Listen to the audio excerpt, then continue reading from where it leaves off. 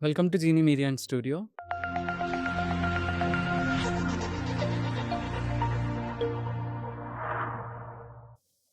సొసైటీలో ఉన్న చాలామంది ప్రముఖుల్ని ఈ రోజు నుంచి మా మీడియాలో మేము ముందుకు తీసుకురాబోతున్నాం. వాళ్ళ లైఫ్‌లో ఉండే అచీవ్‌మెంట్స్ కానీ, వాళ్ళు సొసైటీకి చేస్తున్న వర్క్స్ కానీ, ఈరోజు మా మీడియా నుంచి మీకు చెప్పడానికి మేము చాలా హ్యాపీగా ఫీల్ అవుతున్నాం. ముందుగా ఈరోజు మన ముందుకి వైజాగ్‌లో ఉన్న ప్రముఖ నాట్యానికి పెట్టింది పేరు అని చెప్పొచ్చు. సో, నాట్యాచార్య శ్రీ పక్కి అరుణ్ సాయి కుమార్ గారికి సాదరంగా ఆహ్వానిద్దాం. Thank you so much sir. మా మీడియా తరపున మీరు ఈరోజు వచ్చినందుకు. Hi Shashi, hi sir. Morning. Sir ఎలా ఫీల్ అవుతున్నారు? మీరు ఇక్కడ అంటే చెప్పగానే మీరు ముందు ఏమనుకున్నారు? Very happy.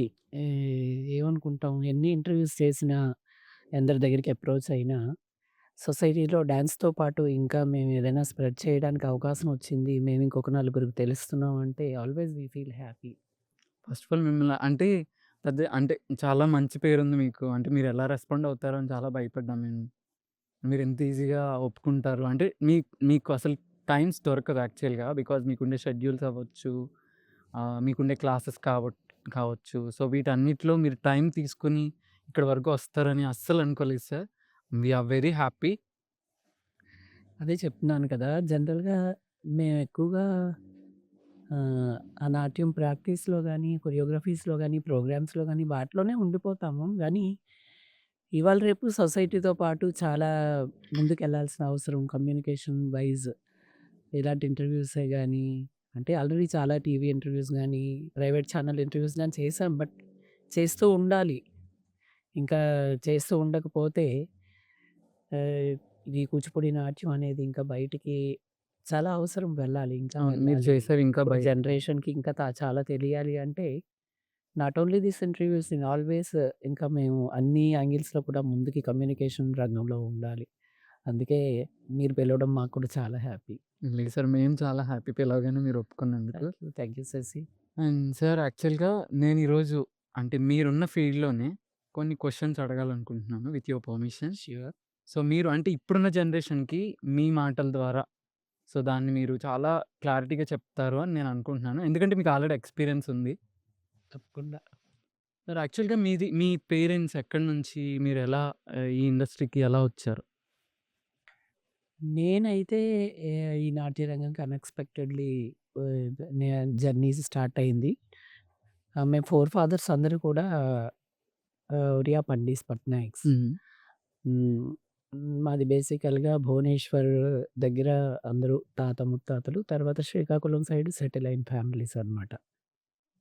మా ముత్తాత గారు వాళ్ళు అంతా కూడా మహారాజు గారి దగ్గర, విజయనగరం మహారాజు గారి దగ్గర హ్మ్. కుపిలి నృసింహ సిద్ధాంతి గారని, హ్మ్. సిద్ధాంతి 1 అండ్ సిద్ధాంతి 2 ఇద్దరు ఉండేవారు. సిద్ధాంతి 1 యాస్ట్రాలజికల్ సిద్ధాంతి గారు మా తాతగారు ఆస్థానంలో చేసేవారా సార్? చేసేవారు. సిద్ధాంతి 1 కుపిలి నృసింహ సిద్ధాంతి. వాళ్ళ అమ్మాయి మా అమ్మమ్మ. సో, హ్మ్. అప్పటి నుంచి మాకు కొంచెం ఈ అమ్మవారి పీఠం రన్ చేయటం, జాతకాలు, అదే విధంగా కొంచెం స్పిరిచ్యువల్ ఆర్ట్స్. అమ్మమ్మ వీణా ప్లేయర్. హ్మ్. ఇలా లైట్‌గా ఆర్ట్స్ అయితే ఉన్నాయి. అమ్మని మేనమామ కొడుకిచ్చి చేశారు నాన్నగారు. Basically he is veterinary doctor. He is gazetted officer. Completely studies. అమ్మ బీఎస్సీ నర్సింగ్.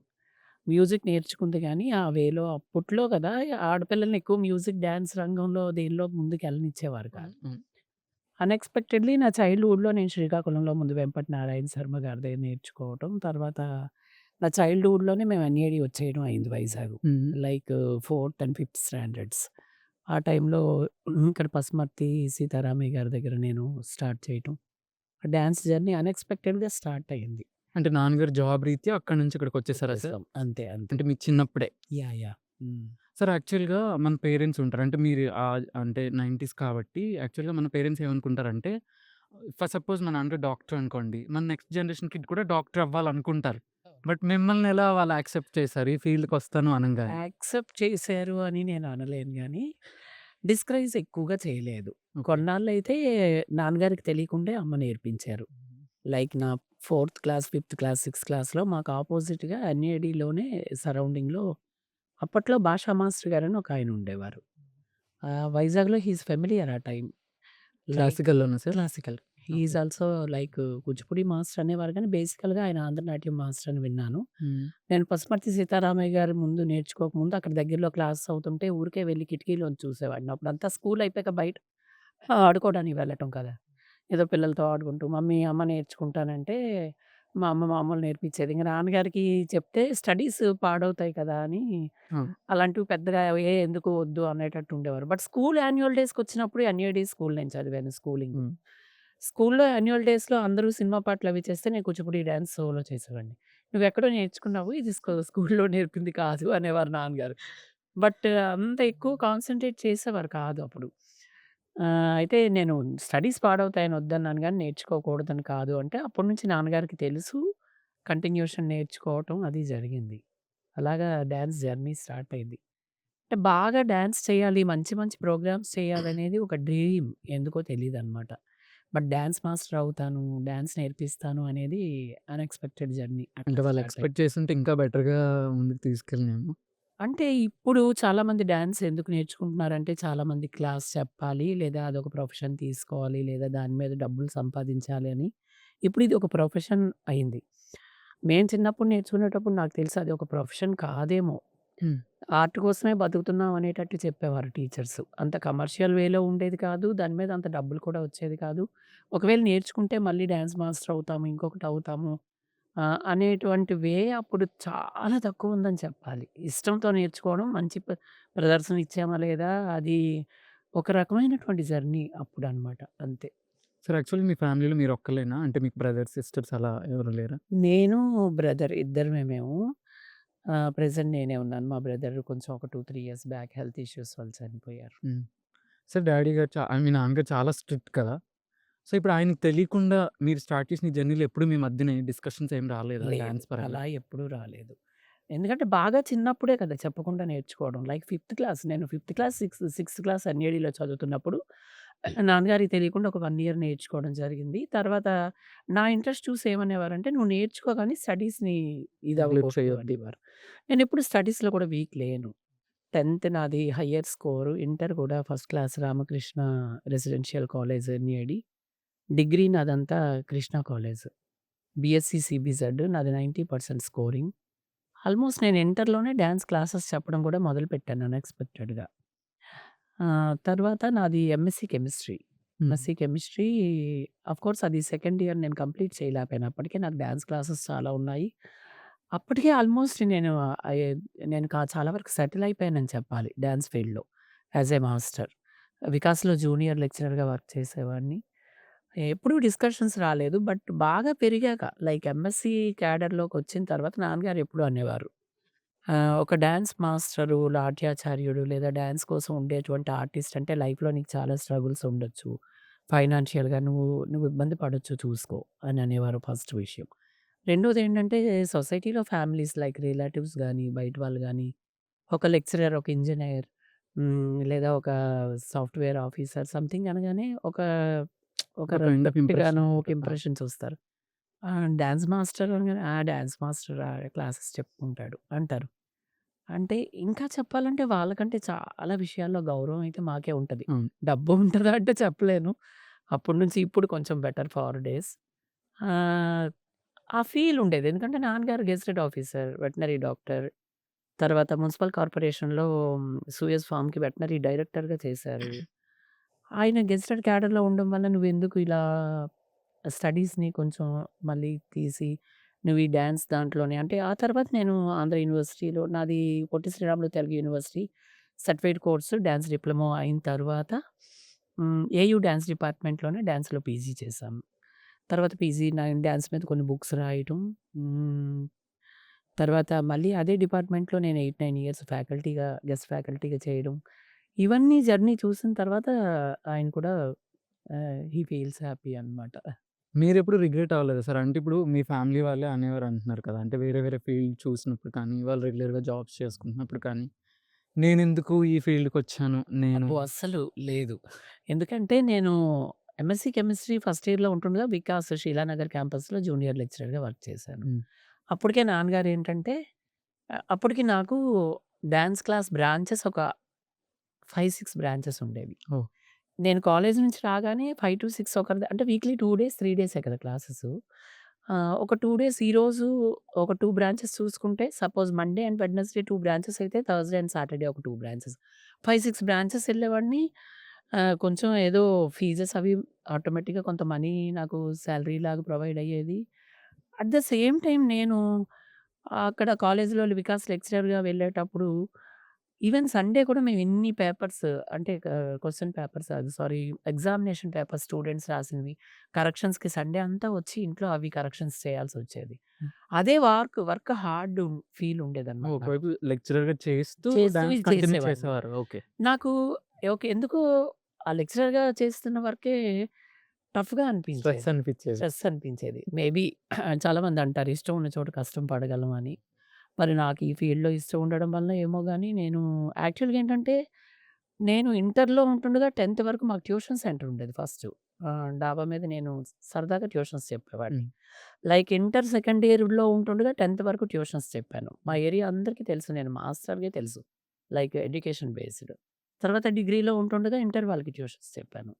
డిగ్రీలో ఉన్నప్పుడు మోస్ట్‌లీ నెమ్మదిగా డాన్స్ క్లాసెస్ ఎక్కువ అవ్వడం. ఎంఎస్‌సీ టైమ్‌కొచ్చేసరికి ఒక రకంగా ఎడ్యుకేషన్‌ని కొంచెం పక్కన పెట్టానని చెప్పాలి. హ్మ్. అప్పటికి నాకు డాన్స్ సెంటర్స్ ఎక్కువయ్యాయి. అప్పుడు డాన్స్ మాస్టర్స్ లేరు అనను తక్కువ. అందులో నాకు ఉండే ఇంట్రెస్ట్ కొద్దీ నేను ఎక్కువ మందికి టీచ్ చేయడం, ఎక్కువ సెంటర్స్ పెట్టుకోవటం, ప్రొఫెషనల్లీ కూడా కొంచెం బావుందని అనిపించడం. బాగున్నా బాగోపోయినా ఇంకా జర్నీ నాకలా అది ఇదైంది గానీ ఎప్పుడు అయ్యో! నేను ఈ జాబ్ చేయలేదే అని ఎప్పుడు అనిపించలేదు. బట్ 2021లో కరోనా వచ్చినప్పుడు చాలా అనిపించింది. హ్మ్. ఎందుకంటే చదువే ఎవరు చదువుకోక్కర్లేదు. ఇంట్లో ఉండి జస్ట్ ఆ నెక్స్ట్ క్లాస్‌కి పాస్ చేసేస్తామని గవర్నమెంట్ ఇంప్లిమెంట్ చేసే రోజుల్లో ఎవరు డాన్స్ నేర్చుకుంటారు? అవును. ఆన్‌లైన్ క్లాసెస్ పెట్టుకున్నా కూడా మేము ఆన్‌లైన్ క్లాసెస్‌లో నేర్పడానికి ట్రై చేసాం. ఎంతమంది నేర్చుకుంటారు? అలాగని గవర్నమెంట్ కూడా ఆర్టిస్ట్‌లకి పెద్దగా సపోర్ట్ సపోర్ట్ చేయలేదు. చేయలేదు. ఇప్పటికి లేదు. అప్పుడు ఎట్లా బతకడం అంటే ఎప్పుడు ఆర్ట్ మీద ఆధారపడకూడదు. డెఫినిట్‌గా ఒక జాబ్ అనేది ఉండాలి అని కరోనా టైంలో అయితే అనిపించింది. అంటే అది లైఫ్‌లో ఒక లెసన్‌గా అనిపించింది. అంటే అప్పటికే మేము ఒక 20 ఇయర్స్ జర్నీ చేసేసిన వాళ్ళం. వేరే జాబ్స్ చేయలేకపోయాం. వేరే జాబ్ చేయలేక అనవసరంగా హ్మ్, ఆర్టిస్ట్‌గా ఉండిపోయామే అని కొన్ని రోజులు బాధపడిన సందర్భం ఉంది. ఎందుకంటే కరోనా అనేది చాలా చాలా డేస్ పెద్ద మనకి జర్నీ ఇదైతే. అయింది కదా! ఆ టైంలో అయితే ఫీల్ అయ్యాము. Because of struggles. రిమైనింగ్ ఎప్పుడు కూడా మాకా అవసరం రాలేదు. నటరాజ స్వామి కృప ఎప్పుడూ అసలది అనిపించలేదు. సార్ యాక్చువల్‌గా ఇప్పుడు మీ మీ స్ట్రీట్‌లో మిమ్మల్ని మాస్టర్‌గా లేదంటే సాయిబాబుగా చాలామంది పిలుస్తారు. డాక్టర్ గారి అబ్బాయి అంటే నాన్నగారి పేరు పెట్టి పిలవడం మీకిష్టమా? లేకపోతే మీ ఇండివిడ్యువల్‌గా మీరు సంపాదించుకున్న డాన్స్ నేమ్‌తో మిమ్మల్ని గుర్తిస్తే మీరెక్కువ హ్యాపీ ఫీల్ అవుతారా? డాక్టర్ గారి అబ్బాయి. డాక్టర్ గారి అబ్బాయి. ఎందుకంటే అది లేకుండా మేము లేము. యెస్. నో. నేను ఏ స్టేజ్‌కెళ్ళినా అది నా పిల్లలు చెప్పుకోవాలి. నా వైఫ్ చెప్పుకోవాలి. లేదంటే నా తర్వాత జనరేషన్ చెప్పుకోవాలి. నేను ఏ పేరుకైనా వెళ్ళానంటే దానికున్న పునాది మర్చిపోకూడదు. బేసికల్‌గా ఆ కల్చర్ గాని, ఎడ్యుకేషన్ గాని, డాన్స్ గాని ఇంకొకటి నేర్చుకున్నామంటే because of my family. My family style. మేము ఎన్‌యూడి తర్వాత మేము కొంచెం మ్యారియట్ హోటల్ రోడ్‌లో హైవేలో వచ్చిన తర్వాత మా చుట్టూ అంతా స్లమ్ కొంచెం ఎక్కువ. అక్కడ మేము ఒక మేజర్ ఫ్యామిలీ అని చెప్పాలి. హ్మ్. మరి నాన్నగారిని దృష్టిలో పెట్టుకొని అందరూ డాక్టర్ గారి అబ్బాయి, సాయిబాబు, పెద్ద బాబు అంతే. డాక్టర్ గారి అబ్బాయి అనేది నాకు 1 ఇయర్ బిఫోర్ నాన్నగారు మాకు ఎక్స్‌పైర్ అయినప్పుడు మమ్మల్ని విడిచి వెళ్ళినప్పుడు ఇంకా అలా ఎవరు పిలుస్తారు అనేది క్వెషన్ మార్క్ స్టిల్ డే ఇప్పటికి కూడా అనమాట. నేనెప్పుడూ ప్రౌడ్‌గా ఫీల్ అవుతాను. డాక్టర్ గారి అబ్బాయి. ఎలాగో ఫ్యామిలీ వరకొచ్చారు కాబట్టి, మీ భాగస్వామి గారి గురించి పిల్లలు నా వైఫ్ అంటే మేనకోడలు. ఓకే. కొంచెం మాకు లాంగ్ రిలేషన్. బట్ మేనకోడలు. నాకు అక్క, డాటర్ అలా ఉంటుంది. Like cousin sister daughter. హ్మ్. మరదలు హ్మ్. Kind of. నాకు 2010 మ్యారేజ్ సరికి తను just degree second year I think. హ్మ్. నాకంటే ఒక 9 ఇయర్స్ చిన్నది అది. బట్ మేమొచ్చాక చదువుకో అమ్మా అన్నాము. ఇంటితో పనితో పాటు ఏదైనా చదువుకుంటే బెటర్. నేనైతే చదువుకో అనలేదులెండి. మాకింట్లో ఎప్పుడు క్లాసెస్ అవుతాయి కింద ఫ్లోర్‌లో. లైక్ 20 ఇయర్స్, 30 ఇయర్స్, 40 ఇయర్స్ వాళ్ళొస్తారు. 50 ఇయర్స్. వాళ్ళది ఎక్కువగా ఆర్ట్ రిలేటెడ్ బ్యాక్‌గ్రౌండ్ ఫ్యామిలీ కాదు. సో, నేను డాన్స్ చేయలేను. చదువుకుంటాను. అది బీకామ్ కంప్లీట్ అయింది. ఇంతలో బీకామ్ కంప్లీట్ అయ్యాక ఇంక రోజు చూసి చూసో నేను చెప్పి చెప్పో తనకి కూడా డాన్స్ లైట్‌గా స్టార్ట్ చేసింది. తర్వాత ఆంధ్ర యూనివర్సిటీ డాన్స్ డిపార్ట్‌మెంట్‌లోనే సర్టిఫికేట్ కోర్స్ చేసింది. తర్వాత పిల్లలు ఒక పక్క పుట్టినా పిల్లల్ని మేము ఇద్దరు ఎంగేజ్ చేసుకుంటూ కొంచెం అడ్జస్ట్‌మెంట్స్ మీద డిప్లొమా కంప్లీట్ అయింది. నెక్స్ట్ ఆంధ్ర యూనివర్సిటీ డాన్స్ డిపార్ట్‌మెంట్‌లో ఎంఏ డాన్స్ పీజీ కూడా కంప్లీట్ అయింది. హ్మ్. క్లాసెస్ అవి చెప్పడానికి కొన్ని స్కూల్స్‌కి అవి వెళ్తుంటది. ఇప్పుడు పిల్లలు, ఇల్లు, హోమ్ అన్నీ బ్యాలెన్స్ చేయాలి కదా! కొన్ని క్లాసెస్ చెప్తది. కానీ కంప్లీట్‌గా ఆర్టిస్టిక్ జర్నీ నా అంత చేయటానికి తనకు అవ్వదు కదా! బట్ హోల్ ఇంట్లో మీరు ఫ్యామిలీ ఇంట్లో చేస్తున్నారు. చూసుకుంటూ ఇంట్లోనే చూసుకుంటూ కొన్ని క్లాసెస్ అవి చెప్తూ ఉంటారు. పిల్లలు ఇప్పుడిప్పుడు పెరుగుతున్నారు. పెరిగితే సో, తను కూడా వెళ్ళటానికి ముందుకి. అయితే చాలా ప్రోగ్రామ్స్ కలిపి చేశాము. కోర్సెస్ కరెక్ట్‌గా చేసింది. మేము బేసికల్‌గా ఆ ఫ్యామిలీ మీన్స్ నేను ఆ జర్నీలో ఉన్నాను కాబట్టి తనకి బేస్ నుంచి ఒక పర్ఫెక్ట్ స్టైల్‌లో అన్ని కోర్సెస్ కంప్లీట్ తను చేసుకుంది. కష్టపడి అండ్ చక్కగా నేర్చుకుంది. మీ సపోర్ట్‌తో. యాహ్! షీ టీచర్స్ గుడ్ అనమాట. She is not best performer అని అనను గానీ, అంటే ఇల్లు, పిల్లలు ఇన్ని వాటితో వాళ్ళు అవును. ఇవన్నీ రెగ్యులర్‌గా సర్టిఫికేట్ మళ్ళీ పెర్ఫార్మ్ చెప్పాలంటే చేయలేరు. అవును. చెయ్యొచ్చు. మేబీ దానికి చాలా స్టామినా కావాలి. నెక్స్ట్ కాన్సంట్రేషన్ అటు కావాలి. ఎదుగుతున్న పిల్లలు కాబట్టి వాళ్ళు సెట్ చేసి మళ్ళీ కావాలి. వెళ్ళాలంటే మేమేంటంటే ఒకప్పటి నుంచి కాన్సంట్రేషన్ డాన్స్, డాన్స్, డాన్స్ అనే ఒక నాట్య సాధన లేదంటే ఒక ప్రదర్శనలివ్వటం అందులో అలాగా ఇమిడిపోయాం. వాళ్ళకలా అవ్వదు కదా! వాళ్ళు నేర్చుకుంటున్నా ఇమ్మీడియేట్‌గా తను నాకు 2010 మ్యారేజ్ 11లో బాబు పుట్టాడు. హ్మ్. హ్మ్. 15లో పాప పుట్టింది. ఈ పాప పుట్టిన 2 ½ ఇయర్స్‌కి తను పీజీ జాయిన్ అవ్వడం. ఓకే. 2 ½ ఇయర్స్‌కి మేము తనని ప్లే స్కూల్‌లో వేస్తూ సో, అలా జర్నీ మొత్తానికి ఏదైనా చేసే ప్రయత్నం చేస్తున్నాం అందరం అంతే. Coming to your next generations యాక్చువల్‌గా ఇప్పుడు మీరు డాన్స్‌లో ఉన్నారు. మీ తర్వాత అది ఎవరు కంటిన్యూ చేస్తారు? Like no. If in case ఇప్పుడు అంటే జనరేషన్ వాళ్ళకి డాన్స్ మీద అంత ఇంట్రెస్ట్ ఉండదు కదా! Maybe if in case me next generation వాళ్ళకి అది ఇంట్రెస్ట్ లేకపోతే వాళ్ళిష్టం. అది నేను అంటే ఫోర్స్ చేయట్లేదా?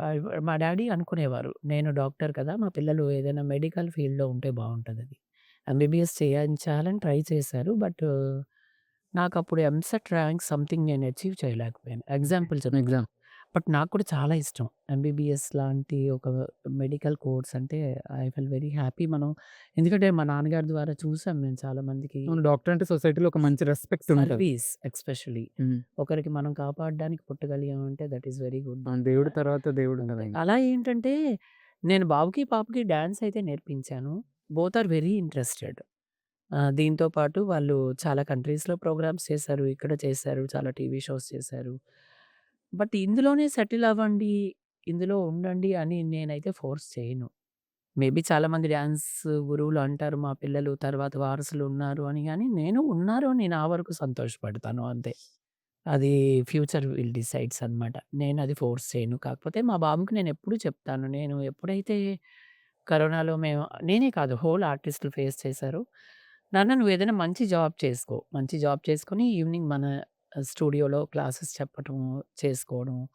లైక్ డాన్స్ జర్నీ అనేది కంటిన్యూ కంటిన్యూ చేయడం. చేయాలి. బట్ ఇద్దరికీ ఇప్పటి వరకు నేను బలవంతం పెట్టలేదు. నువ్వు ఇదే నేర్చుకో, కూచిపూడి నేర్చుకో, క్లాసికల్ నేర్చుకో అని. బట్ ఎందుకో తెలీదు వాళ్ళకి. దే ఆర్ ఇంట్రెస్ట్ అయితే ఇంట్రెస్టెడ్. ఉంది. అంటే బోత్ ఆర్ మిమ్మల్ని చూస్తూ యాహ్! పెరుగుతారు యాహ్! కాబట్టి. యాహ్! అలా అని నేను అనను. Both are very interested. అంటే ఇవాళ రేపు జనరేషన్‌లో మగపిల్లలు నేర్చుకుంటే పక్క వాళ్ళు ఏడిపించే వాళ్ళు ఆ! చాలా ఎక్కువుంటారు. మందున్నారు. రిమైనింగ్ అవన్నీ డిఫికల్టీస్ ఉంటాయి. ఇప్పుడు బాబు యాక్చువల్లీ 10థ్. 10థ్ అంటే దే ఆర్ నాట్ చిన్న పిల్లలుగా మనం అవును. అనుకోవడానికి ట్రీట్ లేదు. చేయడానికి లేదు. స్కూల్స్‌లో దే ఆర్ వెరీ యాక్టివ్. అంటే ఇప్పుడున్న జనరేషన్ అయితే అందరూ అంతే. యాహ్! చాలా ఇప్పుడు యాక్టివ్. 10థ్ క్లాస్ పిల్లలు లైక్ 14 ఇయర్స్, 15 ఇయర్స్ పిల్లలంటే మనకంటే చాలా అంటే అడ్వాన్స్ వెరీ అడ్వాన్స్‌డ్ అడ్వాన్స్‌డ్ అయినారు. అన్నమాట. హ్మ్. అది. అయితే సార్ ఇప్పుడైతే మీరైతే ఇంక మీ కిడ్స్‌నైతే ఫోర్స్ చేయరు. ఇఫ్ ఇన్ కేస్ మీరు వాళ్ళని ఏదైనా అంటే ఏదైనా జాబ్‌లో సెటిల్ అయితే అదే వాళ్ళు ఏమవ్వాలని అనుకుంటున్నారు మీరు? నో. నో. అది కూడా నిజమే. అసల నేనెప్పుడు ఏది ఎక్స్‌పెక్ట్ చేయను. వాళ్ళ ఇంట్రెస్ట్‌ని బట్టి నేననుకున్న ఎక్స్‌పెక్టేషన్ చేసినటువంటి జర్నీలో రాలేదేమో! బట్ ఇంకా లక్ ఏంటంటే నాకిష్టమైన ఫీల్డ్‌లో నేను ఇష్టమైన ఫీల్డ్‌లో చెప్పాను కదా! మంచిగా పెర్ఫార్మన్సెస్ చేయాలి. ఈ అబ్బాయి ఎంత డాన్స్ చేశాడు హ్మ్. అనిపించుకోవాలి అనుకునేవాడిని అప్పుడు గురువుల దగ్గర. ఆ! అంతే తరువాత ఇంత మంచిగా మాస్టర్ అవుతాను, ఇంతమందికి నేర్పగలుగుతానని నేను అనుకోలేదుగా. బట్ ఇష్టమైన ఫీల్డ్ కాబట్టి ఎళ్ళాను. ఇంకా మా పిల్లలు ఎక్కడ సెటిల్ అవుతారు, ఈ జాబ్ చేయాలి. నో. నేను అంటే మనసులో ఇప్పుడు మీరడిగినట్టుగా కొంచెం ఇష్టం ఏంటంటే, వాళ్ళెక్కడ సెటిల్ అయినా, ఎక్కడున్నా, ఏం ఏం చేస్తున్నా, ఇద్దరు పిల్లలు ఆఖరి క్షణం వరకు డాన్స్ చేస్తూ ఉంటే కొంచెం సంతోషం. అలాగే ఓ నలుగురికి ఇంకా నేర్పించగలిగితే ఇంకా అది సంతోషం. చాలా అంతే. హ్యాపీనెస్ అన్నమాట. అంతే. అంతేగాని I'm not expecting any from sir them. Okay sir. Come to the point యాక్చువల్‌గా ఇప్పుడు మీ ఫీల్డ్‌లో కొన్ని క్వెషన్స్ అడుగుతాను. యాహ్! సో, అసలు కూచిపూడి అంటే ఏంటి సార్? కూచిపూడి అంటే ఏంటి? అది ఎక్కడ పుట్టింది? దాని చరిత్ర ఏంటి? యాక్చువల్‌గా కూచిపూడి అనేది మన ఆంధ్రప్రదేశ్ క్లాసికల్ డాన్స్. ఓకే. ఇది ఒక ఇప్పుడు మనం చూస్తున్న చిన్న చిన్న 5 మినిట్స్ పాటలు కాదు. కూచిపూడి హుహు. అనేది ఒక డాన్స్ డ్రామా స్టైల్. పూర్వం కొన్ని భాగవతుల కుటుంబాల వాళ్ళు ఈ ప్రదర్శనలు చేసేవారు. ఒక వీధి నాటకాలంటారు వీధి కదా సార్! నాటకాలు కాదు. ఈ ఒక రకమైన యక్షగానాలు, వీధి నాటకాలు, పగటి వేషాలు, ఓకే. నృత్య నాటకాలు ఇవన్నీ మోడిఫై అయిన తర్వాత ఒక కూచిపూడి స్టైలొచ్చింది. నృత్య నాటకాలు కాదు. లైక్ పగటి వేషాల వరకు ఇలా వచ్చినప్పుడు. వీళ్ళు భాగవత మేళా అని చేసేవారు. రామాయణంలో గాని, భారతంలో, భాగవతంలో కథలను తీసుకొని హోల్ నైట్ ప్రదర్శించేవారు. ఇప్పుడు మనకి చూడండి ఎంటర్‌టైన్‌మెంట్ మూవీస్ ఎలా ఉన్నాయో, హ్మ్. అలా నైట్ రాజుల దగ్గర గాని, ఏదైనా పండుగలు, ఉత్సవాలు అయ్యేటప్పుడు ప్రదర్శించేవారు. ఈ కూచిపూడి అనేది ఒక ఊరు. ఆ గ్రామంలో భాగవతులు చాలా అద్భుతంగా ప్రదర్శించేవారు. మిగిలిన వారి కంటే. కూచిపూడి, అదే మొవ్వ, శ్రీకాకుళం అక్కడ శ్రీకాకుళం అని ఒకటుంది. విజయవాడకి ఒక 60 కిలోమీటర్స్ దూరంలో కూచిపూడి విలేజ్ ఉంది. ఆ కూచిపూడి అగ్రహారంలో ప్రదర్శించే బ్రాహ్మణులు చాలా చక్కగా ఈ భాగవత గాథలను ప్రదర్శించడం మూలన అబ్దుల్ ఖానీ షా మహారాజు ఆ గ్రామాన్ని వాళ్ళకి ఇనాంగా గిఫ్ట్‌గా ఇచ్చారు. ఓకే. అంటే డాన్స్ ఓహ్! చేసినందుకా? ఒక నైట్ వాళ్ళ ప్రదర్శన చూసినప్పుడు, ఒక మార్గ మధ్యలో ఆయన వెళ్తూ, ఆ నైట్ స్టే చేసినప్పుడు వీళ్ళ ప్రదర్శన చూసి, "స్వామి త్యాగరాజా మాకు ఉండడానికి ఊరు లేదంటే" ఒక ఊరు ఒక 600 ఏకర్స్ సంథింగ్ 600 సంథింగ్ ఏదో ఉంది. నేను మర్చిపోయాను. హ్మ్. అది ఇచ్చారు. సమ్ ల్యాండ్ వాళ్ళకిచ్చారు వాళ్ళు వాళ్ళకిచ్చారు. ఉండమని. ఆ ఊరు కూచిపూడి గ్రామం. ఓకే. రాను రాను ఈ భాగవతులు ప్రదర్శిస్తున్న ప్రదర్శనలు ఇప్పుడు సపోజ్ మనమే చూడండి ఎవరైనా ఒక బుర్రకథో, హరికథో అలా ఎవరైనా చేస్తే శ్రీకాకుళం వాళ్ళ బుర్రకథ బావుంటది. విజయనగరం వాళ్ళ బుర్రకథ బాగోదు. నేడి వాళ్ళ బుర్రకథ ఇలా ఉంది. అలా అనుకుంటాం కదా! అప్పట్లో దీనికి ఒక పర్టిక్యులర్ నేమ్ ఒక స్టైల్ అని చెప్పొచ్చు. భాగవత మేళ అనేవారు. ఈ భాగవత మేళ ఏమైందంటే వాళ్ళ భాగవత మేళ బాలేదు. కూచిపూడి వాళ్ళది బావుంది. ఓకే. అలా అలా చెప్తూ, చెప్తూ వస్తూ దాన్ని కూచిపూడిగా స్థిరపడింది.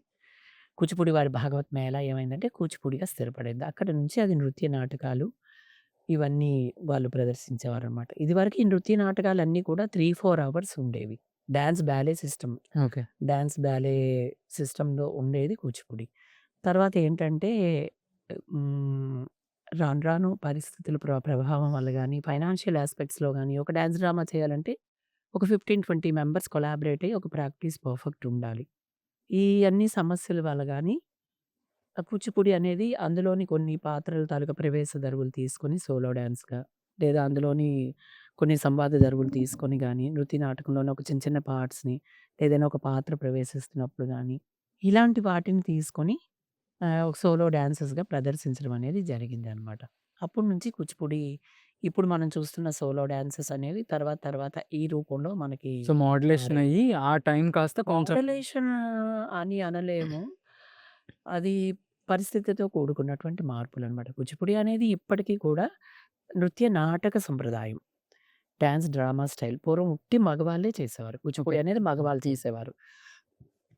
భరతనాట్యం స్త్రీలు చేసేవారు. వాళ్ళేంటంటే మహారాజుల దగ్గర వాళ్ళు పదాలు, వర్ణాలు ఇట్లాంటివి శబ్దాలు చేసేవారు.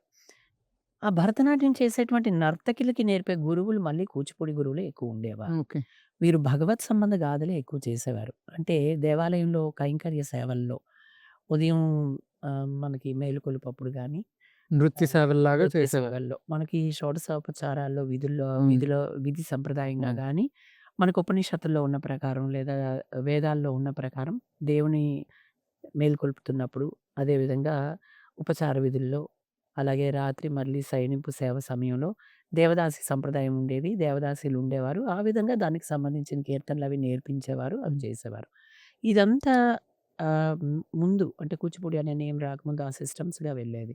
ఇందులో ఎప్పుడైతే కూచిపూడిగా ఫార్మ్ అయ్యి అంటే ఒక భాగవత్ మేళాలు ఆ విధంగా పరిణితి చెంది, అభివృద్ధి చెంది అందరి దృష్టిలో పడి ముందుకు వెళ్తున్నాయో కూచిపూడి సంప్రదాయం ముఖ్యంగా మన దేశంలో మన రాష్ట్రంలో బాగా అభివృద్ధి చెందుతూ ఈ విధంగా వచ్చింది. ఇది కేవలం మన రాష్ట్రానికే పరిమితం చేసారు. పరిమితం అని కాదు. పర్టిక్యులర్‌గా మన ఆంధ్రప్రదేశ్ సంప్రదాయ నృత్యం కూచిపూడి. అది. అంటే మనకి ఆంధ్రప్రదేశ్‌లో పుట్టి, ఇక్కడ పుట్టినటువంటి కళ, ఇక్కడ ఏర్పడినటువంటి కళ. ఇక్కడి నుండి ఇప్పుడు మన రాష్ట్రం ఏంటి అన్ని రాష్ట్రాల్లో నేర్చుకుంటున్నారు. అన్ని ఆ! దేశాల్లో దేశాల్లో ఇప్పుడు వేరే కంట్రీస్‌లో ఎక్కువ అన్ని దే నేర్చుకుంటున్నారు మనకంటే. అన్ని దేశాల్లో కూడా నేర్చుకుంటున్నారు. హ్మ్. సార్ యాక్చువల్‌గా ఇప్పుడు ఒకప్పుడు రాజుల కాలంలో ఎక్కువ అంటే ఈ ఇలాంటి కళలకు కానీ, డాన్స్‌కి కానీ, సంగీతానికి కానీ ఎక్కువ ప్రావీణ్యత ఉండేది. ఇప్పుడు అంత లేదు. దానికి ఎందుకు అలా ఎందుకు ఉండట్లేదంటారు? బికాజ్ ఆఫ్ ఇది అని కారణాలు చెప్పలేం గానీ, ఒకప్పుడు ఇది సంప్రదాయ కళ. హ్మ్. ఇప్పుడు అది సంప్రదాయ కళే. ఇది సంప్రదాయ కళగానే ఉండిపోయింది. తర్వాత ఎంటర్‌టైన్‌మెంట్ జోన్ మారింది. ఇప్పుడు కూచిపూడి, భాగవత్ మేళాలు ప్రదర్శించే సమయంలో వేరే నాకు తెలిసి అంటే ఇది నా అభిప్రాయం. వేరే సినిమాలో ఇంకొకటో లేవు.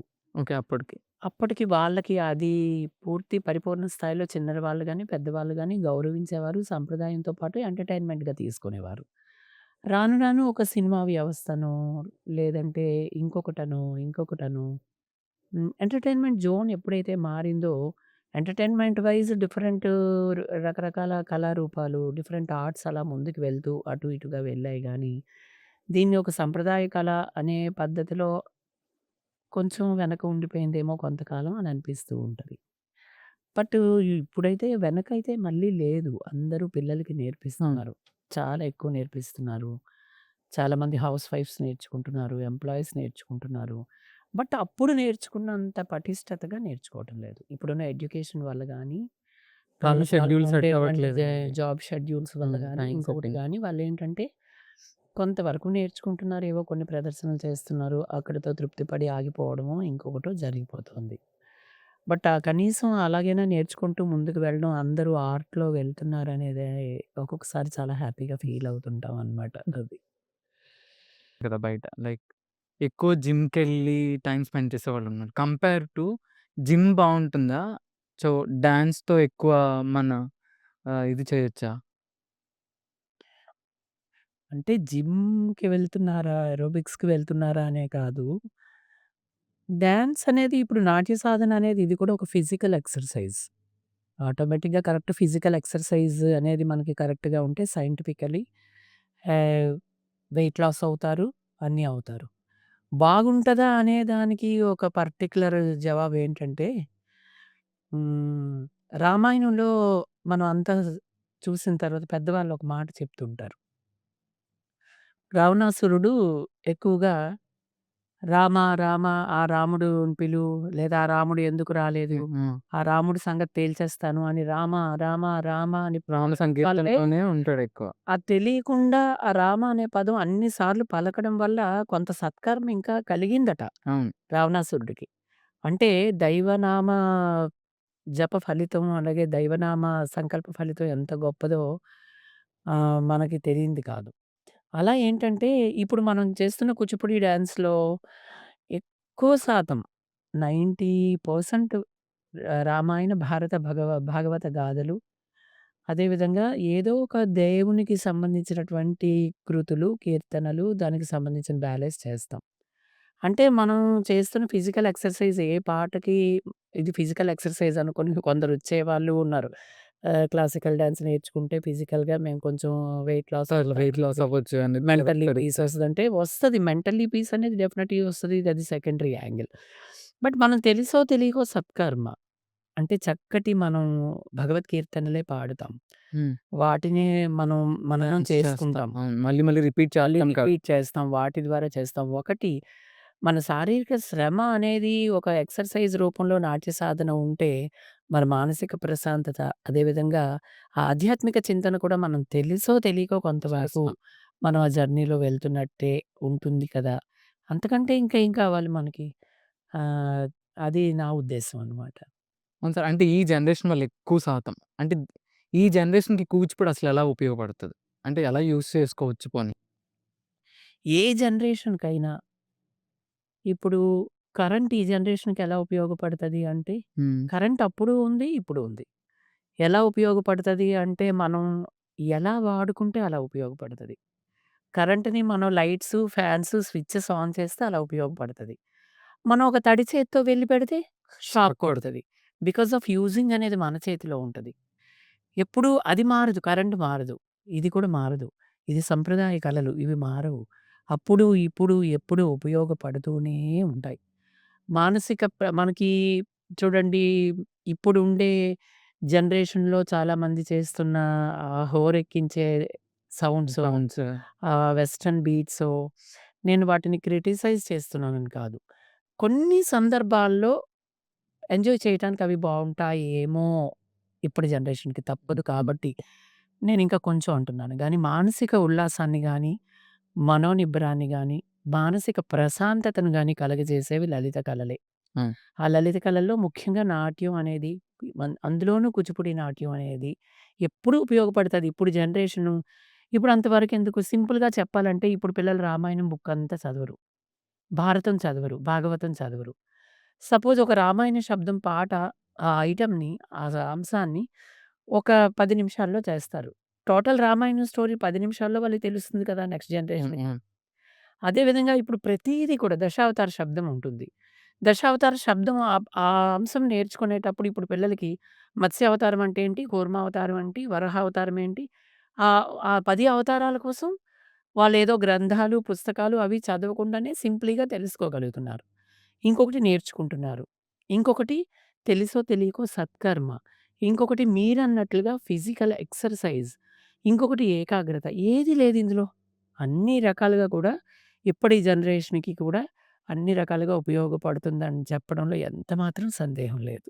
అవును. ఎందుకంటే ఇప్పుడు అంటే లైక్ చాలామంది అదే ఈ క్లాసెస్ కానీ, ఆ క్లాసెస్ కానీ, లేకపోతే ఇలా అలానే వెళ్తున్నారు. ఎక్కువ శాతం డాన్స్‌లో ఉండటం వల్ల వాళ్ళకి కాన్సంట్రేషన్ లెవెల్స్ కానీ, ఎనర్జీ లెవెల్స్ కానీ ఇవి ఎక్కువ డెవలప్ అవుతాయి కదా! డెఫినిట్‌గా నేనదే చెప్తున్నాను గదా! ఇప్పుడు ఒక పాత్ర చేయాల్సి ఉంటది. సపోజ్ ఇప్పుడు రామాయణ శబ్దం ఏదైనా ఒక అంశం తీసుకుంటున్నాం. ఒక బ్యాలే తీసుకుంటున్నప్పుడు వాళ్ళు ఆ రాముడు పాత్రని చెయ్యాలి. లేదా అక్కడ సీత పాత్రని చెయ్యాలి. అది స్టడీ చేయాల్సి ఉంటది. హ్మ్. లేదా ఒక రావణుడు సీతని పట్టుకొని వెళ్ళిపోయినప్పుడు, అపహరించినప్పుడు ఆ సన్నివేశాన్ని వాళ్ళు చూపించగలగాలి. అక్కడ ఒకేసారి ఒకే ఆర్టిస్టు అప్పుడు వరకు రాముడిగా చూపించాలి. సీతగా చూపించాలి. వెంటనే ఒకవేళ రాముడు పడుతున్న బాధ చూపించాలి. హ్మ్. వెంటనే హనుమ ప్రవేశం చూపించాలి. అంటే డిఫరెంట్ క్యారెక్టర్స్ వివిధ సంచారీలు వాళ్ళు చేయాల్సుంటది. ఒకే పర్సన్ అన్నిటిని ఆ! క్యారీ చేయాలి. దాన్ని వివిధ సంచారీలంటారు. అన్ని సంచారీలు చేయవలసుంటది.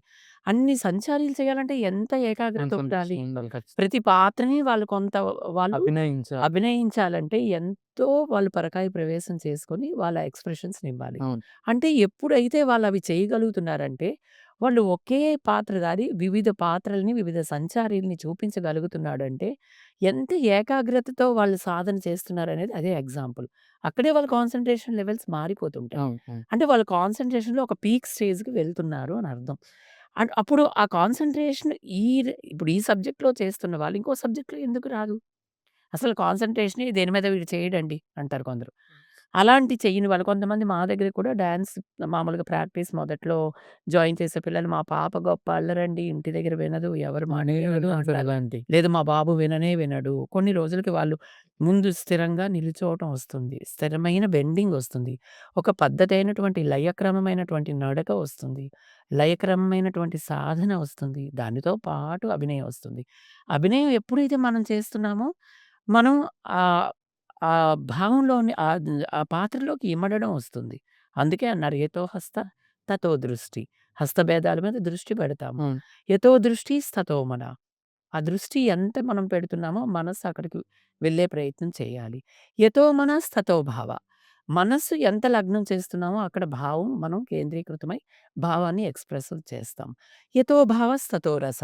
మనం ఎంత భావాన్ని ఎక్స్‌ప్రెస్ చేస్తామో అక్కడ రససిద్ధి కలుగుతుంది. మనం ఇప్పుడు జనరేషన్‌కి అర్థమయ్యేలా చెప్పాలంటే ఒక మూవీ చూస్తారు. వాడు కొట్టేస్తున్నాడని ఫీల్ అవుతారు. హ్మ్. లేదా అమ్మాయి ఏడుస్తుందని ఫీల్ అవుతారు. ఈ బ్యాలెన్స్‌లో కూడా అంతే. ఇక్కడ నాట్యంలో కూడా అంతే. ఆ ఫీల్ మనం రప్పించేది విధంగా నర్తించగలిగాము అంటే వాడు పూర్తి స్థాయిలో పరిపూర్ణ నర్తకుడు. పరిపూర్ణమైన ఆర్టిస్ట్ అని చెప్పవచ్చు. మరంత పరిపూర్ణమైన ఆర్టిస్ట్‌గా వాళ్ళు చేస్తున్నారంటే ఎంత ఏకాగ్రత సాధన వాళ్ళకెళ్తుందని అర్థం. అంతే కాకుండా ఏంటంటే చాలా వరకు ఆహ్, మన బాడీ కంట్రోల్ చేసుకోవటం గానీ, మైండ్ కంట్రోల్ చేసుకోవటంలోనూ, ప్రతి దాంట్లో కూడా నాట్య సాధన అనేది ఇవాల్టి జనరేషన్‌కి చాలా ఉపయోగపడుతుంది. అంటే కంపేర్ టు అదర్ డాన్సెస్ కంటే కూచిపూడిలో ఉన్న పిల్లలు కానీ, అంటే లైక్ క్లాసికల్ నేర్చుకునే పిల్లల్లో కొంచెం యాక్టివిటీస్ బావుంటారు. అండ్ వేరే వాళ్ళని ఎలా రెస్పెక్ట్ చేయాలి, ఎలా బిహేవ్ చేయాలనేది కూడా బాగా తెలుస్తది సార్.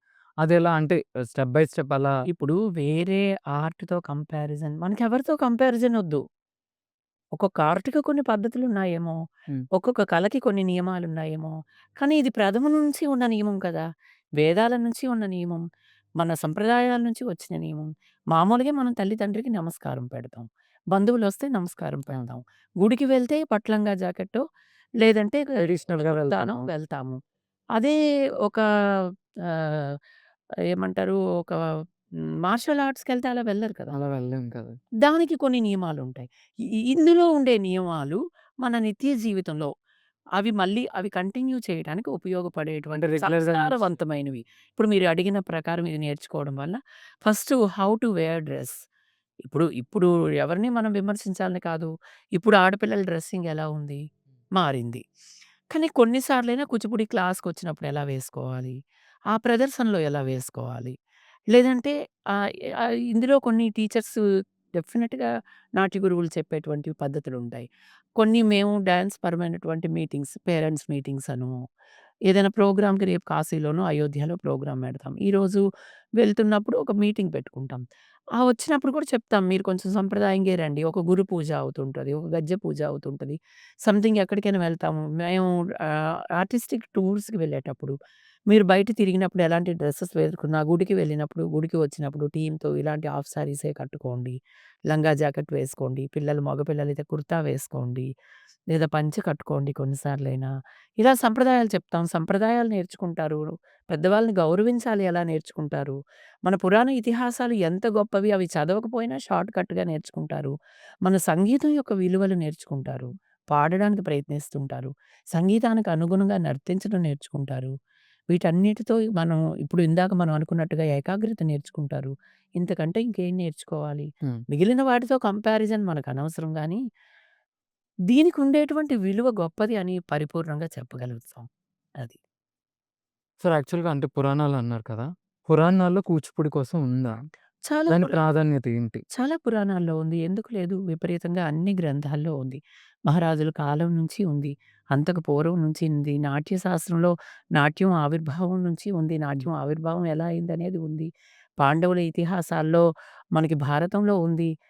బృహన్నరగా నర్తన అర్జున్ ఎలా హ్మ్. అర్జునుడు ఇది చేయటం ఉంది. అవునా? రామాయణ కాలంలో ఉంది. భాగవత కాలంలో, కృష్ణుని కాలంలో ఉంది. అన్ని పురాణ ఇతిహాసాల్లో నాట్య ప్రక్రియ అనేది డెఫినిట్‌గా ఉంది. తర్వాత అది నాట్య ప్రక్రియ రకరకాలుగా మారింది. అది కూచిపూడి కావచ్చు, భరతనాట్యం కావచ్చు, ఇంకొకటి కావచ్చు. ఆయా ప్రాంతాలు ఓకే. నాట్యం ఒకటే ప్రాంతాన్ని బట్టి దాన్ని బట్టి పేరు మారి వాళ్ళు వేసే విధానం దానికి సంబంధించినటువంటి ఆహ్, ఆ పుంతలు తొక్కుకొని అది చిన్న చిన్న రూపాంతరాలు చెందింది గానీ, బేసికల్‌గా నాట్యం అనేది ఒకటే. ఎప్పుడు కూడా ఒక పంథాలో వెళ్తూనే ఉంది. ఇప్పుడు అది భరతనాట్యం ఆర్టిస్ట్‌లు గాని, కథక్ ఆర్టిస్ట్‌లు గాని, మోహినియాట్టం ఆర్టిస్ట్‌లు గాని, కథకళి ఆర్టిస్ట్‌లు గాని, ఇప్పుడు రామనాటకం చేస్తారు, నాటకం చేస్తారు. అదేవిధంగా కృష్ణ లీలలు చేస్తారు. అమ్మవారి యొక్క కథలు, గాథలను తీసుకొని చేస్తారు. ఎక్కువగా మనకి మోహినియాట్టంలో మోహిని గాథలు చేస్తారు. హ్మ్. హ్మ్. అదేవిధంగా మనకి 'చౌ'లో కూడా చాలా రకాలైనటువంటి రాముడు, కృష్ణుడికి సంబంధించిన కథలు చేస్తారు. ఆహ్, శాస్త్రీయ నృత్యం ఏదైనప్పటికీ కూడా అది పూర్వం నుంచి మన ఆధ్యాత్మిక సంప్రదాయాల నుంచి, మన ఉపనిషత్తులు లేదా గ్రంథాలు, పురాణ ఇతిహాసాల నుంచి, ఆ కథల నుంచి, ఆ సంప్రదాయాల నుంచి ఏర్పడి, ఆయా ప్రాంత రీతులను బట్టి అవి మార్పు చేర్పులు చెందుతూ ఒక సిస్టమాటిక్‌గా అంటే వీటిని సంప్రదాయ నృత్యాలు అని ఎందుకన్నారు? ఒక సంప్రదాయాన్ని పుణికిపుచ్చుకొని ఉన్నాయి. వృద్ధి చెందుతున్నాయి. సార్ ఇప్పుడేంటంటే యాక్చువల్‌గా కూచిపూడి మళ్ళీ అంటే ఇంకా ఎక్కువ బ్రాంచెస్ కింద మీరేమైనా చేస్తన్నారా? లేకపోతే మీకెన్ని బ్రాంచెస్ ఉన్నాయి? మాకు వైజాగ్‌లో యాక్చువల్‌గా ఒక 5, 6 బ్రాంచెస్ ఉన్నాయి. ఆ బ్రాంచెస్‌లో మేము క్లాసెస్ అవి చెప్తూ ఉంటాము. డిప్లొమా టీచర్స్ ఒక ముగ్గురు, నలుగురు టీచర్స్ నాకు కొంచెం ఈ టీచింగ్‌లో హెల్ప్ చేస్తుంటారు. నా వైఫ్‌తో పాటు వీళ్ళందరూను. అలాగే చెన్నైలో ఒక 3 బ్రాంచెస్ ఉన్నాయి. ఓహ్! చెన్నైలో కూడా ఉన్నాయా? చెన్నైలో ఉన్నాయి. చెన్నైలో విల్లివాక్కం, అన్నానగర్, అభిరాంపురంలో ఉన్నాయి. అలాగే శ్రీరంగంలో ఒక బ్రాంచ్ ఉంది. యాక్చువల్‌గా తమిళ్ వైష్ణవాస్ నా స్టూడెంట్ సౌందర్య వైష్ణవి అని ఒక అమ్మాయి చెన్నైలో సాయినాథ్ కళా సమితి పేరు మీద ఎస్‌కేఎస్ అకాడమీ పేరు మీదే 3 బ్రాంచెస్ రన్ చేస్తుంది. ఓకే. ఇప్పుడు వాళ్ళ బ్రదర్ చెప్తున్నారు. హుహు. ఆ అమ్మాయికి శ్రీరంగంలో అబ్బాయితో మ్యారేజ్ అవ్వడం శ్రీరంగంలో ఉంది. మళ్ళీ అక్కడ కూడా అన్‌ఎక్స్‌పెక్టెడ్‌లీ స్టార్ట్ అయింది. ఎవ్రీ ఇయర్ అక్కడ మేము చెన్నైలో మార్గలి కదంబ నృత్యోత్సవ్ అని డాన్స్ ఫెస్టివల్ కూడా కండక్ట్ చేస్తుంటాము. అలాగే అదర్ కంట్రీస్‌లో కూడా నా స్టూడెంట్స్ ఉన్నారు. వాళ్ళు వాళ్ళకి వీలైన పంథాలో చాలా వరకు వాళ్ళు క్లాసెస్ చెప్తున్నారు. లైక్ మలేషియాలో, వియత్నాంలో, యూకేలో క్లాసెస్ చెప్తున్నారు. పెర్ఫార్మన్సెస్ చేస్తున్నారు. ఇక్కడ కూడా మా దగ్గర నేర్చుకొని మా దగ్గర ఒక 10 ఇయర్స్, 15 ఇయర్స్ నేర్చుకున్న తర్వాత డిప్లొమోస్ అవి ఇవి కంప్లీట్ చేసి మళ్ళీ ఇండివిడ్యువల్‌గా వాళ్ళు డాన్స్ స్కూల్స్ పెట్టుకొని, వాళ్ళు అభివృద్ధి చెందుతూ చక్కగా టీచింగ్‌లో ఉండేటువంటి డాన్స్ ఇన్‌స్టిట్యూట్స్ అంటే లైక్ మా దగ్గర నేర్చుకొని వెళ్ళిన టీచర్స్ అవును సార్ సుమారు విన్నాను. 7, 8 మంది, 9 మంది టీచర్స్ వైజాగ్ సరౌండింగ్స్‌లో హైదరాబాద్‌లో ఉన్నారు. హ్మ్. వీళ్ళు ఎవరు ఎక్కడ చేస్తున్నా హ్మ్, అంటే మేమందరం ఎక్కువగా మా మా పెద్ద మాస్టర్ గారు వెంపటి సత్యం గారి కొరియోగ్రఫీస్ ఎక్కువ శాతం ఫాలో అవుతాం. మిగిలిన అన్నమయ్య కీర్తనలు గాని, ఓన్ కొరియోగ్రఫీస్ క్షేత్రీయ పదాలు గాని, లేదంటే పురందరదాస్ కీర్తనలు గాని, త్యాగరాజ కీర్తనలు గాని కొన్ని మేము చేసుకున్న కొరియోగ్రఫీస్ అవి ఫాలో అవుతుంటాం. ఎవరు ఎక్కడవని ఇవన్నీ మాస్టర్ గారి కొరియోగ్రఫీస్‌తో పాటు నేను చెప్పినవి ఇవన్నీ చేస్తున్నప్పుడు మా దగ్గర నేర్చుకొని వెళ్ళిన వాళ్ళు, వాళ్ళు ఇన్‌స్టిట్యూట్ వైస్‌గా చాలా చోట్ల ఎక్కడో ప్రోగ్రామ్స్‌లో కనిపిస్తారు. వాళ్ళు మళ్ళీ కనిపిస్తుంటారు. వాళ్ళు నేర్పిస్తున్నారు. అప్పుడు చాలా సంతోషం అనిపిస్తుంటదనమాట. పోన్లే వీళ్ళందరూ పెళ్లయిన తర్వాత కూడా డిఫరెంట్ ఏరియాస్‌లో వెళ్ళిన తర్వాత నాట్య సాధన అనేది ఆపీకుండా చాలా మందికి నేర్పిస్తున్నారు. ముందుకు వెళ్తున్నారు అనేది హ్మ్, ఒక రకమైన ఆనందంగా ఫీల్ అవుతుంటాం అనమాట. సార్ కూచిపూడిలో అదే ఇప్పుడు మీరు చెప్పారు కదా! వెంపటి చిన్న సత్యం గారి అని. ఆయన మీకేమన్నా రిలేషన్ ఉందా? లేకపోతే ఏంటా? అందరికీ ఉండే రిలేషన్ నాట్యం. అంతే. అంటే కూచిపూడి నాట్యాన్ని వెంపటి వాళ్ళు, వేదాంతం వాళ్ళు, మహంకాళి వాళ్ళు చాలా కుటుంబాలు చాలా సాయం చాలా వరకు దాన్ని డెవలప్ చేసి బయటికి తీసుకొచ్చారు. హుహు. ముఖ్యంగా వెంపటి సత్యం మాస్టర్ గారేంటంటే అప్పట్లో కూచిపూడి గ్రామం నుండి చెన్నై వెళ్ళి మొట్టమొదటగా చాలా కష్టపడి ఆ రోజుల్లో ఎక్కువ సినీ నటులకు కూడా వాళ్ళు చెప్పారు. ఆయన దగ్గరే నేర్చుకున్నారు. వెంపటి లైక్ చిన్న సత్యం వెంపటి గారా సార్? సత్యం మాస్టర్ గారు హుహు. కూచిపూడి ఆర్ట్ అకాడమీలో లైక్ జయలలిత గారు గానీ, ఓహ్! ఇప్పుడు మరి ఎన్టీఆర్ గారు వాళ్ళ పిల్లలు గానీ, అంతకుముందు మంజు భార్గవి గారు, శోభా నాయుడు గారు వీళ్ళందరూ చాలామంది ఇప్పుడు మేము నేర్చుకున్న బాలక్క గారు గానీ చాలామంది అందరూ గూడా అక్కడ మాస్టర్ గారి దగ్గర ట్రైనింగ్ అయ్యి వచ్చిన వాళ్ళనమాట. ఓకే. పూర్వం అంతకుముందు యక్షగాన సంప్రదాయంలో ట్రెడిషనల్ కూచిపూడి అనేవారు. అది హ్యాండ్స్ ఇక్కడి వరకే ఉండేది. తర్వాత ఏమైందంటే హ్యాండ్ స్టిఫ్‌నెస్ బాగా లాంగ్ ఇట్లా తీసుకోవడం గానీ, సంచారీలని యూజ్ చేయడం. సంచారీలని కాదు సారీ పాదచారులని యూజ్ చేయడం. చారులు అంటే లెగ్ మూవ్‌మెంట్స్‌ని బాడీ స్టిఫ్‌నెస్ ఓకే. చారులు, పాదచారులని ఉంటాయి. వాటిని ఎక్కువగా యూజ్ చేయడం. కొరియోగ్రఫీ మెథడ్స్ ఎక్కువగా ఆయన చేంజ్ చేసి ఆ ట్రెడిషనల్ కూచిపూడిని ఒక సిస్టమాటిక్‌గా కొన్నిటిగా చేశారు. తీసుకొచ్చారు. ఓకే. ఒక పర్టిక్యులర్ సిస్టమాటిక్‌గా. అలాగే కూచిపూడి డాన్స్ చేస్తున్నప్పుడు మేల్ చేసేయడానికి, ఫీమేల్ చేసిన దానికి కొంచెం రిస్ట్రిక్షన్స్. అంటే డిఫరెంట్. మేల్ చేసేటప్పుడు ఎంత స్టిఫ్ ఉండాలి? ఎలా ఉండాలి? హ్మ్. మొట్టమొదట అప్పట్లో ఆయన 'శ్రీనివాస కళ్యాణం', 'హరవిలాసం' లాంటి నృత్య నాటికలు ఆయన కంపోజ్ చేసి, కొరియోగ్రాఫ్ చేసి ఈ పెద్ద పెద్ద వాళ్ళతో వీళ్ళందరితో మొట్టమొదటిసారిగా మన భారతదేశం దాటి అమెరికాలో ఇలా ఇతర దేశాల్లో ఆయన టీమ్‌తో ప్రదర్శించటం మూలన ఖండాంతరాలు దాటి మన కూచిపూడి విశ్వవ్యాప్తి చెందిందనమాట. అంతే కాకుండా వెంపటి సత్యం మాస్టర్ గారి కొరియోగ్రఫీస్ అన్నీ కూడా అద్భుతం. చాలా టఫ్‌గా ఉంటాయి. చాలా చక్కగా ఉంటాయి. ఆయన ఒక పెక్యులర్ సబ్జెక్ట్‌ని అలా డిజైన్ చేసి పెట్టేసారనమాట. వాటిని ఇప్పుడు జనరేషన్ అందరూ ఎక్కువ మంది ఫాలో అవుతున్నాం. వాళ్ళ తర్వాత చాలామంది వేదాంతం వాళ్ళు చాలా చేస్తున్నారు. హ్మ్.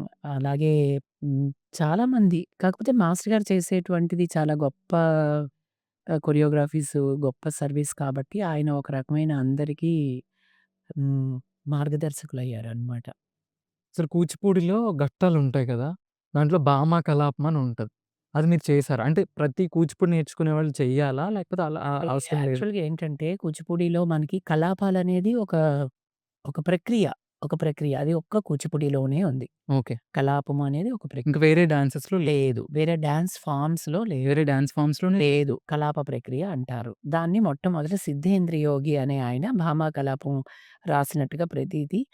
కూచిపూడి అగ్రహారం బ్రాహ్మణులందరూ వాళ్ళ పిల్లలు ఒక్కసారైనా ముక్కు, చెవులు కుట్టించుకుంటారు. హ్మ్. హ్మ్. స్త్రీగా భామ పాత్ర ఒక్కసారైనా వేయాలనేది ఒక సంప్రదాయం కొనసాగుతూ వచ్చింది, వస్తోంది. ఓకే. అది. నేను భామ చేశాను. భామ చేసారు. ప్రవేశరు, భామ కలాపం చేశాను.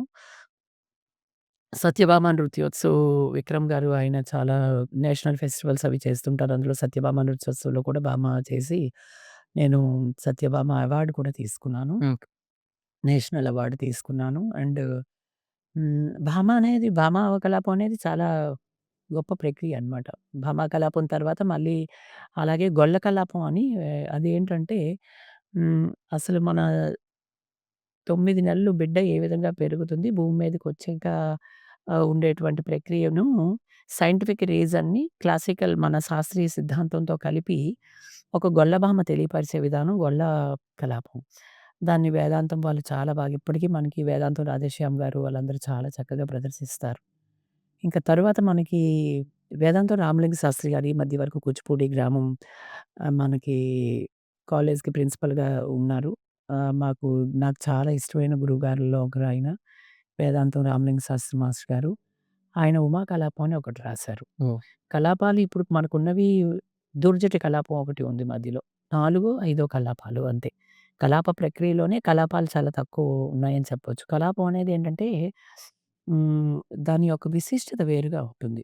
ముఖ్యంగా భామా కలాపం అనేది కూచిపూడి యొక్క గొప్పతనాన్ని తెలియజేయడంలో, కూచిపూడి యొక్క విశిష్టతను ముందుకి వ్యాప్తి చేయటంలో ఒక భామా కలాపం చాలా వరకు దోహదపడిందనే చెప్పాలి. అండ్ భామకలాపం టైం కూడా చాలా ఎక్కువని విన్నాను కదా! అంటే దానికి చాలా లెంత్ అంటే టైమ్స్ యాక్చువల్‌గా ఉంటాయి. భామా కలాపం 3 పాత్రలుంటాయి. సూత్రధారుడు, కృష్ణుడు, కృష్ణుడు, సత్యభామ. సత్యభామ అంతే.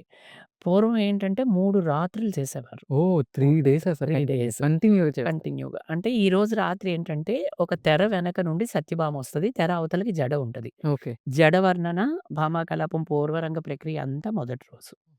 రెండో రోజేంటంటే భామ ప్రవేశ దరువు, భామ రావడం, ఆవిడ కోసం చెప్పుకోవడం, సూత్రధారుడితో మాటలాడడం, సంవాద దరువులవి. రెండో రోజు అంటే అసలు కృష్ణుడు భామని భామ మీద అలిగి కృష్ణుడు వెళ్ళిపోతాడనమాట. హ్మ్. హ్మ్. ఆ ప్రక్రియలో మళ్ళీ కృష్ణుడిని ఎట్లాగైనా రప్పించుకోవాలి అని ఆవిడ చేసేటువంటి ప్రయత్నం ప్రయత్నం. సూత్రధారుడితో ఉండేటువంటి దరువులు రెండో రోజు చేసేవారు. ఓకే. కృష్ణుడు మళ్ళీ వచ్చిన దగ్గర నుంచి వాళ్ళు చివర కలిసేటువంటి ఉండే ప్రక్రియ మూడో రోజు చేసేవారు. ఇలా 3 రోజులు చేయడం రాను రాను కొన్ని రకాల ఇబ్బందులు గానీ, ఆడియన్స్ అంత గానీ టైం ఎవరు అవ్వకపోవడంతో 3 అవర్స్, 4 అవర్స్ బ్రహ్మ కలాపం చేసేవారు హోల్ నైట్. ఇప్పుడు అది అలా రాను రాను ఏమైందంటే 45 మినిట్స్‌లో భామా కలాపం చేస్తారు. 45 మినిట్స్ ఫర్ అంతే. కంటిన్యూ‌గా. 45 మినిట్స్, 1 అవర్ అంటే ఇట్స్ వెరీ ఈజీ థింగ్. 1 అవర్‌లో భామాకలాపం 10, చేస్తూ ఉంటారు. 20 మినిట్స్ చేయడమే కష్టం. 45 మినిట్స్ అంటే అంటే అందులో మరి చాలా సంవాద దరువులుంటాయి, ప్రవేశ దరువులుంటాయి.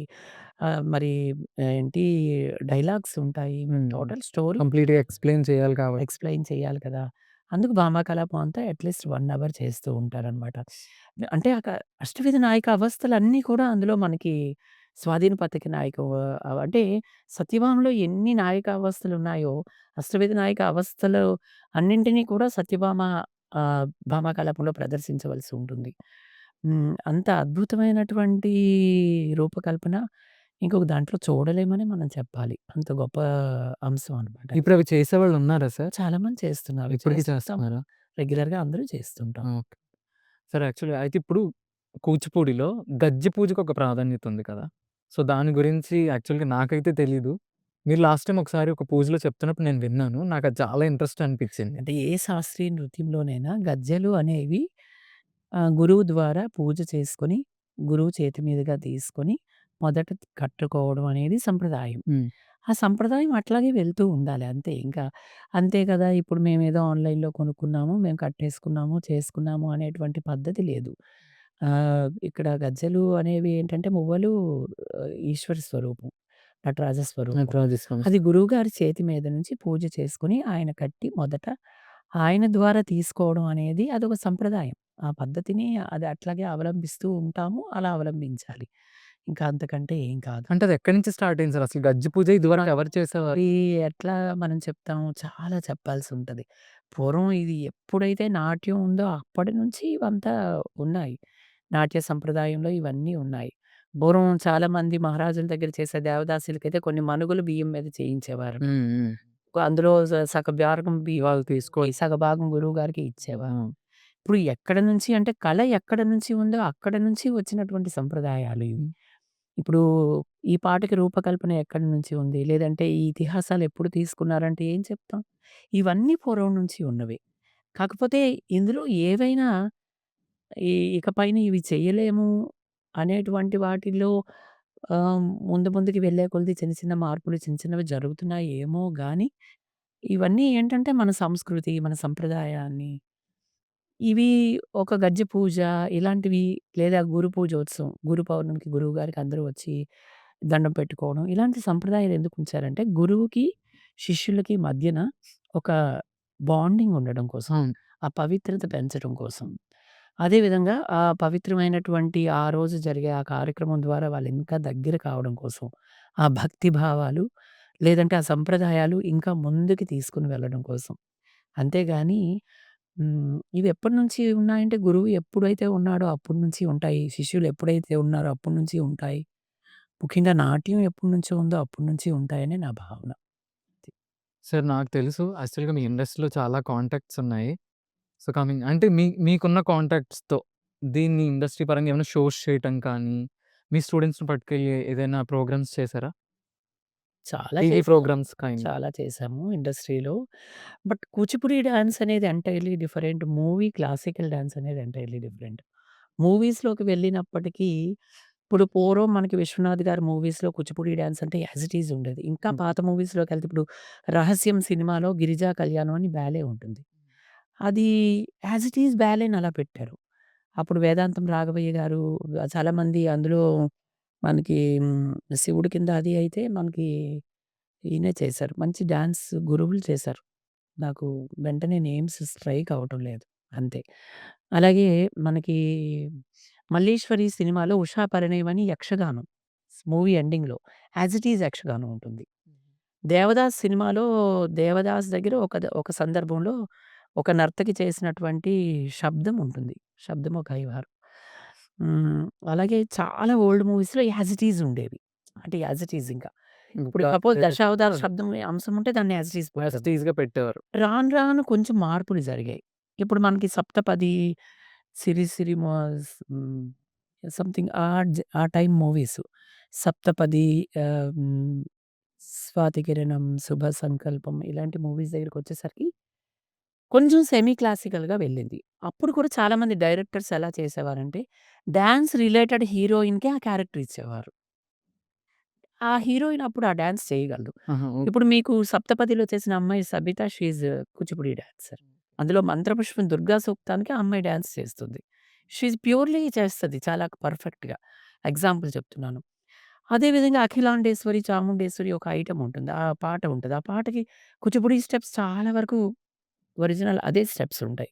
మారాయి. అంతవరకు ఎందుకు 'జోహారు సికిపించమౌళి' వెంపటి చినసత్యం మాస్టర్ గారి కొరియోగ్రఫీ అది మోస్ట్‌లీ. ప్రభా గారు చేశారు. హ్మ్. అది కంప్లీట్ కూచిపూడి స్టెప్స్‌తో ఉంటుంది. 'హేమమాలిని' చాలా చేసిన పాటలు. 'హేమమాలిని' గారు ఓల్డ్ మూవీస్‌లో చేశారు. అది 'జోహార్ సికిపించమౌళి' హేమమాలిని గారు చేశారు. చాలా మూవీస్‌లో. అలా ఇప్పుడు రాను రాను ఏమైందంటే, చేసేటువంటి హీరోయిన్స్‌కి క్లాసికల్ డాన్స్ టచ్ ఉండదు. నాట్ ఓన్లీ కూచిపూడి ఆ! టచ్ ఉండదు. ఇప్పుడున్న వాళ్ళకెవరికి అప్పుడు ఏవేవో తిప్పి ఏదేదో చేస్తుంటారు. ఇప్పుడు లైక్ రీసెంట్‌గా వచ్చిన మూవీస్‌లో క్లాసికల్ ఏవి కూడా ఇప్పుడు హీరోయిన్స్ లేవు. కాదు అది. నేను సుమారు 80 మూవీస్‌లో వర్క్ చేశాను. సుమారు ఒక 80 మూవీస్‌లో వర్క్ చేశాను నేను. ఈ మధ్య రీసెంట్‌గా 'బ్యాచ్' మూవీ చేశాం. కుంచె రఘు గారు మ్యూజిక్ డైరెక్టర్. అవునవునవును సార్. అందులో హీరోయిన్‌కి డాన్స్ చెప్తున్న పాత్ర నేనే రఘు కాలేజ్‌లో చేశాను. నేను చాలా మూవీస్‌లో కూడా డాన్స్ మాస్టర్‌గా చిన్న చిన్న బిట్స్ అవి కనిపిస్తున్నవి ఒక 20 మూవీస్ వరకు చేశాం. 20, 25 మూవీస్ నేను కనిపిస్తాను. అలాగే 'ప్రభాస్' గారు నటించిన 'బిర్లా' మూవీలో సెకండ్ 'ప్రభాస్ ఎంట్రన్స్' కృష్ణ శబ్దంలోది ఒక చిన్న బిట్ యాడ్ చేశారు. అవును. ఏదో మ్యూజికొస్తది మధ్య. 'యదువంశ సుధాంబుది చంద్ర స్వమిరార' ఆ లైన్స్ ఒస్తాయి. అందులో మా స్టూడెంట్సే చేశారు. లైక్ ఒక చిన్న చిన్న బిట్స్ అప్పుడు కొన్ని సార్లు నేనెళ్లి కొరియోగ్రాఫ్ చేయటం, మా స్టూడెంట్స్ పెర్ఫార్మ్ చేయడం, క్లాసికల్ వెర్షన్స్ వరకు జరిగింది. కాకపోతే సినిమాటిక్ డాన్స్ అనేటప్పటికి ఎంటైర్‌లీ డిఫరెంట్. దాన్ని ఇది పర్ఫెక్ట్ కూచిపూడియా అండి, ఇది ఇలా అంటే కాదు. సందర్భానుసారం అక్కడి హీరోయిన్‌కి చేయగలిగేటట్లు లేదా ఒక్కొక్కసారి బ్యాక్‌గ్రౌండ్ డాన్సర్స్ బాగా కనిపించకూడదు. వాళ్ళే హైలైట్ అవ్వాలి. ఆ థీమ్‌కి తగినట్టుగా వాళ్ళు మోడిఫికేషన్ చేసుకుంటారంతే. కాకపోతే నాకు అనుకోకుండా తెలిసిన వాళ్ళు ఇండస్ట్రీలో ఉండడము కొంత అంటే తెలియడం కూడా నేను వర్క్ చేయటం వల్ల. అవునవును. అలా చేస్తూ ఉండడం ఒకరు "మీ మాస్టర్ గారు మీరే రావాలి, మీరు చెప్పాలి" అంటే నేను కొంచెం ఇండస్ట్రీలో వర్క్ చేయడం జరిగింది. ప్రైవేట్ ఛానల్ షోస్ అయితే చేసాం చాలా. దూరదర్శన్ వాళ్ళు 'మువ్వల సవడి' చేసాం. అది పర్టిక్యులర్ కూచిపూడి హ్మ్. ప్రోగ్రామ్ జరిగేది. యార్లగడ్డ శైలజ గారు డైరెక్టర్‌గా ఉండేవారు. నారాయణీయం ఎపిసోడ్ చేసాం ఒకటి. హ్మ్. ఆహ్, చేసాం 2, 3 ఎపిసోడ్ చేసాం. అలాగే జీ తెలుగు వారిది 'సిరి సిరి మువ్వలు' ఒకటి చేసాం. అది టోటల్లీ 11, 12 ఎపిసోడ్స్ మేమే చేసాం. హ్మ్. దాని తర్వాత అంటే మల్టీ డాన్స్ టాలెంట్ అంటే మల్టీ డాన్స్ షోస్ అంటే లైక్ 'ఢీ'. హ్మ్. 'ఢీ ఆట' 'శ్రీదేవి డ్రామా కంపెనీ' కామెడీ అవునవును. షో ఇప్పుడు ప్రెజెంట్ జరుగుతున్న ప్రెజెంట్ షోస్. 'ఢీ 3' చేసాం మేము. 'ఢీ 15' కూడా చేసాం. ఓకే. 'రసిక' అవును. కంటెస్టెంట్‌కి చాలా మంది డాన్సర్స్ కూడా మీ ఆ! దగ్గరకొస్తుంటారు కదా! 'రసిక' కంటెస్టెంట్‌కి ఈ 'శ్యామసింగరాయ' సాంగ్ చేసాం. హ్మ్. అంతకుముందు 'ఢీలో' తను నాకు పేర్లు కూడా గుర్తు రావట్లేదు. యాక్చువల్లీ 'బాబీ మాస్టర్' కంటెస్టెంట్ ఎక్కువ కామెడీ రోల్స్ చేస్తుంటది ఆ అమ్మాయి. హ్మ్. మర్చిపోయాను పేరు. చూస్తే తిడతది కూడా నాకు. మాస్టర్ గారు నా పేరు మర్చిపోయారా అని. మంచి ఫెమిలియర్ ఆ అమ్మాయి. కొంచెం బొద్దుగా ఉంటది. కామెడీ రోల్స్ చేస్తది. ఇప్పుడున్న చాలా మంది డాన్స్ వాళ్ళు కూడా మీ దగ్గరికొస్తూ అవును. ఉంటారు కదా! అయితే ప్రైవేట్. ఆ అమ్మాయికి రమ్యకృష్ణ సాంగ్ 'మెరిసేటి పువ్వా' ఆ! ఓకే. Something okay. 'రజనీకాంత్' మూవీలోది. నాకు మూవీ పేర్లవి పెద్ద గుర్తురావు. అంటే నాకు తెలిసి అది నేనే కొరియోగ్రాఫ్ చేసి అక్కడ ఢీ షోలోని మన స్టూడెంట్స్‌తో చేయించడం జరిగింది. చేస్తుంటాం రెగ్యులర్‌గా వైజాగ్‌కి ఏ సెలబ్రిటీ వచ్చినా మిమ్మల్ని కలుస్తారు. అంటే అలా అని ఎప్పుడు అనుకోకూడదు. బట్ చాలామంది టీవీ యాక్టర్సు, మూవీ యాక్టర్స్ వాళ్ళు మాకుండే క్లాసెస్‌లో అభినయ అండ్ మనోధర్మ క్లాసెస్ కోసం వస్తుంటారు. ఎక్స్‌ప్రెషన్స్ రావన్నమాట ఇప్పుడు యాక్టర్‌లకి. ఆ డైరెక్టర్ గారు పంపిస్తారు. మాస్ గారి దగ్గరికెళ్ళి ఒక వారం రోజులు, 10 నేర్చుకున్నారా? రోజులు ఎక్స్‌ప్రెషన్సు లేదా ఏదో ఒక ఐటెము ఇగోండి ఈ సీక్వెన్సెస్ ఉన్నాయి. దీనికి ఎలాగో ఒకసారి అడగండి. లేదా నన్ను పిలిపిస్తుంటారు. మాస్టర్ గారు ఇలాగ అమ్మాయిది వచ్చింది. 'బ్యాచ్' మూవీ కూడా హీరోయిన్ కొంచెం హిందీ అమ్మాయి. లైక్ లాంగ్వేజ్ తెలీదు. సంథింగ్ ఏదో తెలీదు. మన భాష పెద్దగా తెలీదు. అప్పుడు ఎక్స్‌ప్లెయిన్ చేయడం అయింది. ఇలా చాలామంది చెప్తుంటాం. ఎప్పుడైతే పూర్వం హీరోయిన్స్ ఏంటంటే, కాస్తో కూస్తో నాట్యం నేర్చుకొని ముందుకొచ్చినటువంటి నటులు ఎక్కువుండేవారు. అప్పుడు అడిగేవారు కదా సార్ మూవీస్‌కి మీకు డాన్స్ వచ్చా అని వచ్చా క్వెషన్ అని వచ్చేది. అడిగేవారు. అది దానివల్ల ఏమంటే తెలుస్తుంది. ఇప్పుడు మనం నేర్పిస్తున్న స్టూడియోస్‌లో వెస్టర్న్ డాన్స్ కూడా ఎలా అయిపోయిందంటే, ఈవెన్ కొరియోగ్రాఫర్‌కి కూడా డాన్స్ ఎక్స్‌ప్రెషన్స్ రాదు. అంటే నంబరింగ్ 1, 2, 3, 4 1, 2, 3, 4 సంథింగ్ అట్లా చెప్పుకెళ్ళిపోతున్నారు. తెలియటం లేదు. అంటే particular dance. Sorry to say నేను అవన్నీ కామెంట్ చేస్తానని కామెంట్ ఏముంది కాదు. సార్ ఇప్పుడు ఎవరైనా అంతే కదా! అంటే అభినయం లేనిది అది ఏ డాన్స్, ఏ ప్రక్రియ అయినా అది అవ్వదు. అవ్వదు. అంతే.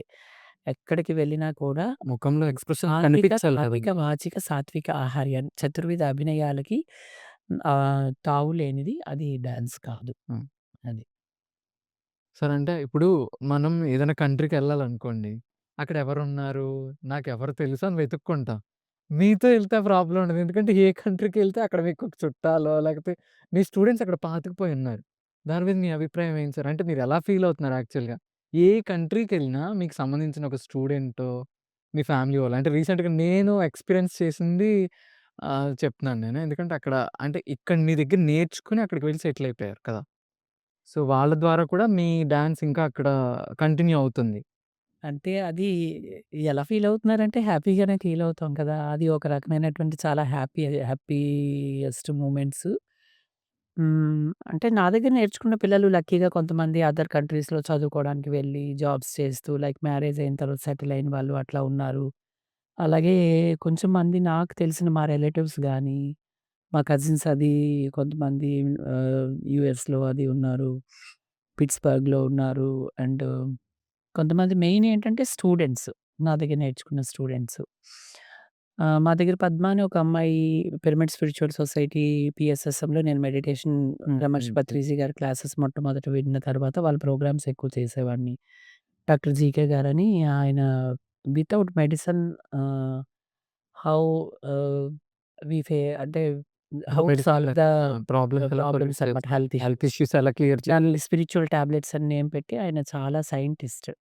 అంటే మనకి మెడిటేషన్ ద్వారానే ఆరోగ్యాన్ని ఎలా మెడిసిన్ యూజ్ చేయకుండా లేదు. మెడిటేషన్ ద్వారా హెల్త్ కండిషన్స్ ఎలా సెట్ చేసుకోవాలి? అది ఫస్ట్ మెడిటేషన్ తెలియని రోజుల్లో వాళ్ళు ప్రోగ్రామ్స్ చేస్తూ మేము మెడిటేషన్‌కి అలవాటు పడ్డాం. తర్వాత హ్మ్. బ్రహ్మర్షి పత్రిజీ గారితో నేను చాలా ప్రోగ్రామ్స్ చేశాను. Because of Padma my student. Student. తనేంటంటే తర్వాత ఫస్ట్ వియత్నాంలో ఒక ఉన్న 3, 4 ఇయర్స్ నేను రెగ్యులర్‌గా వెళ్ళడం. చాలా ప్రోగ్రామ్స్ తనతో మింగిల్ అయ్యి చేయడం. అక్కడ తెలుగు కాదు కదా! మన సంస్కృతే తెలియని వియత్నమీస్‌కి డాన్స్ నేర్పాము. ప్రోగ్రామ్స్ చేయించాము. తర్వాత వియత్నాం, తర్వాత ఇండోనేషియా. ఆహ్, చాలా చుట్టుపక్కల కంట్రీస్ అన్నమాట. హెనాయ్. ఇవన్నీ సింగపూర్, మలేషియా ఇవన్నీ ప్రోగ్రామ్స్ అవి చేశాం. ఇప్పుడు ముఖ్యంగా ఈ 'జీకే' గారు గాని, 'పద్మ' గాని వీళ్ళందరూ ఏంటంటే ఇప్పుడు యూకే ఆ సరౌండింగ్స్ కూడా చాలా మంచి క్లాసెస్ చెప్తున్నారు. అలాగే నా స్టూడెంట్ ఒక అమ్మాయి అన్నపూర్ణ అని ఇప్పుడు యూఎస్‌లో ఉంది. తను కూడా అక్కడ క్లాసెస్ చెప్తుంది. యూఎస్‌లో క్లాసెస్ చెప్తుంది. ఇలా డిఫరెంట్ కంట్రీస్‌లో మనకు తెలిసిన వాళ్ళు ఉండడం వలన కొంచెం మనకి ఆహ్, ఒకటి హ్యాపీ, కొంచెం ఈజీ అనిపిస్తది. మాస్టర్ గారు మీరు రండి ఇక్కడ కొన్ని క్లాసెస్ చెప్పండి. మొన్న తానాలో కూడా పద్మ అండ్ అక్కడ బ్యాచ్ కొంతమంది వాళ్ళు చేశారు. ప్రోగ్రామ్ అవి చేశారు. పెర్ఫార్మన్సెస్ ఇచ్చారు. మనకి తెలిసిన మన స్టూడెంట్స్ ఉన్నారంటే ఇంకా సంతోషం అనిపిస్తది గదా! రెగ్యులర్‌గా వాళ్ళు హాలిడేస్‌కొచ్చినప్పుడు చక్కగా నేర్చుకుంటుంటారు. ఏవన్నా తెలుసుకొని వెళ్తారు. బట్ అదర్ కంట్రీస్‌లో ప్రోగ్రామ్స్ చేయటం అనేది చాలా టఫ్ఫు. చాలా మనకి దొరికినన్ని వనరులు అక్కడ దొరకవు. అవును. ఇక్కడున్నన్ని ఈజీ టాస్క్ కాదు. ఈజీ కాదు. అయినా మీకు తెలుసు మీరు చూసారు చాలా మందిని మనం స్టూడెంట్స్‌ని తీసుకెళ్తుంటాము. ఇండియన్ ఎంబసీతో మనం మాట్లాడి, అవును. కరెక్ట్. జాగ్రత్తగా లెటర్స్ అవి సబ్మిట్ చేయించి, సేఫ్టీగా జర్నీ కంప్లీట్ చేసుకొని ఎస్పెషల్లీ నెక్స్ట్ మనం ఇండియన్ కల్చర్ స్ప్రెడ్ చేయడంలో మనం వెళ్తాం కాబట్టి మనకి వాళ్ళు చాలా రెస్పెక్ట్ రెస్పెక్ట్ ఇస్తారు. ఇస్తారు. మన ఆర్ట్ ఫార్మ్ అంటే చాలా ప్రేమ చూపిస్తారు. రెస్పెక్ట్ ఇస్తారు. అదంతా ఒక రకమైనటువంటి హ్యాపీయెస్ట్ మూమెంట్స్ అండ్ హ్యాపీయెస్ట్ ది అన్నమాట. బట్ ఎనీవే అది నటరాజ స్వామి కృప. ఇంకా ముందు ముందుకి కూడా మంచి కంట్రీస్‌లో మంచిగా ఇంకా మంచి ప్రోగ్రామ్స్ చేయాలి. చాలా మందిని మన డాన్స్ స్ప్రెడ్ చేయాలి. ఎస్పెషల్లీ మేము మెడిటేషన్ నేర్చుకున్న తర్వాత మా డాన్స్ సెంటర్స్ అన్నీ ఇక మెడిటేషన్ చెప్తుంటాము. వెజిటేరియనిజం తాలూకా స్పెషాలిటీ చెప్తుంటాం. మీరు చూస్తుంటారు చాలామంది ప్రోగ్రామ్స్‌లో మీరు కూడా అడుగుతుంటారు. హ్మ్.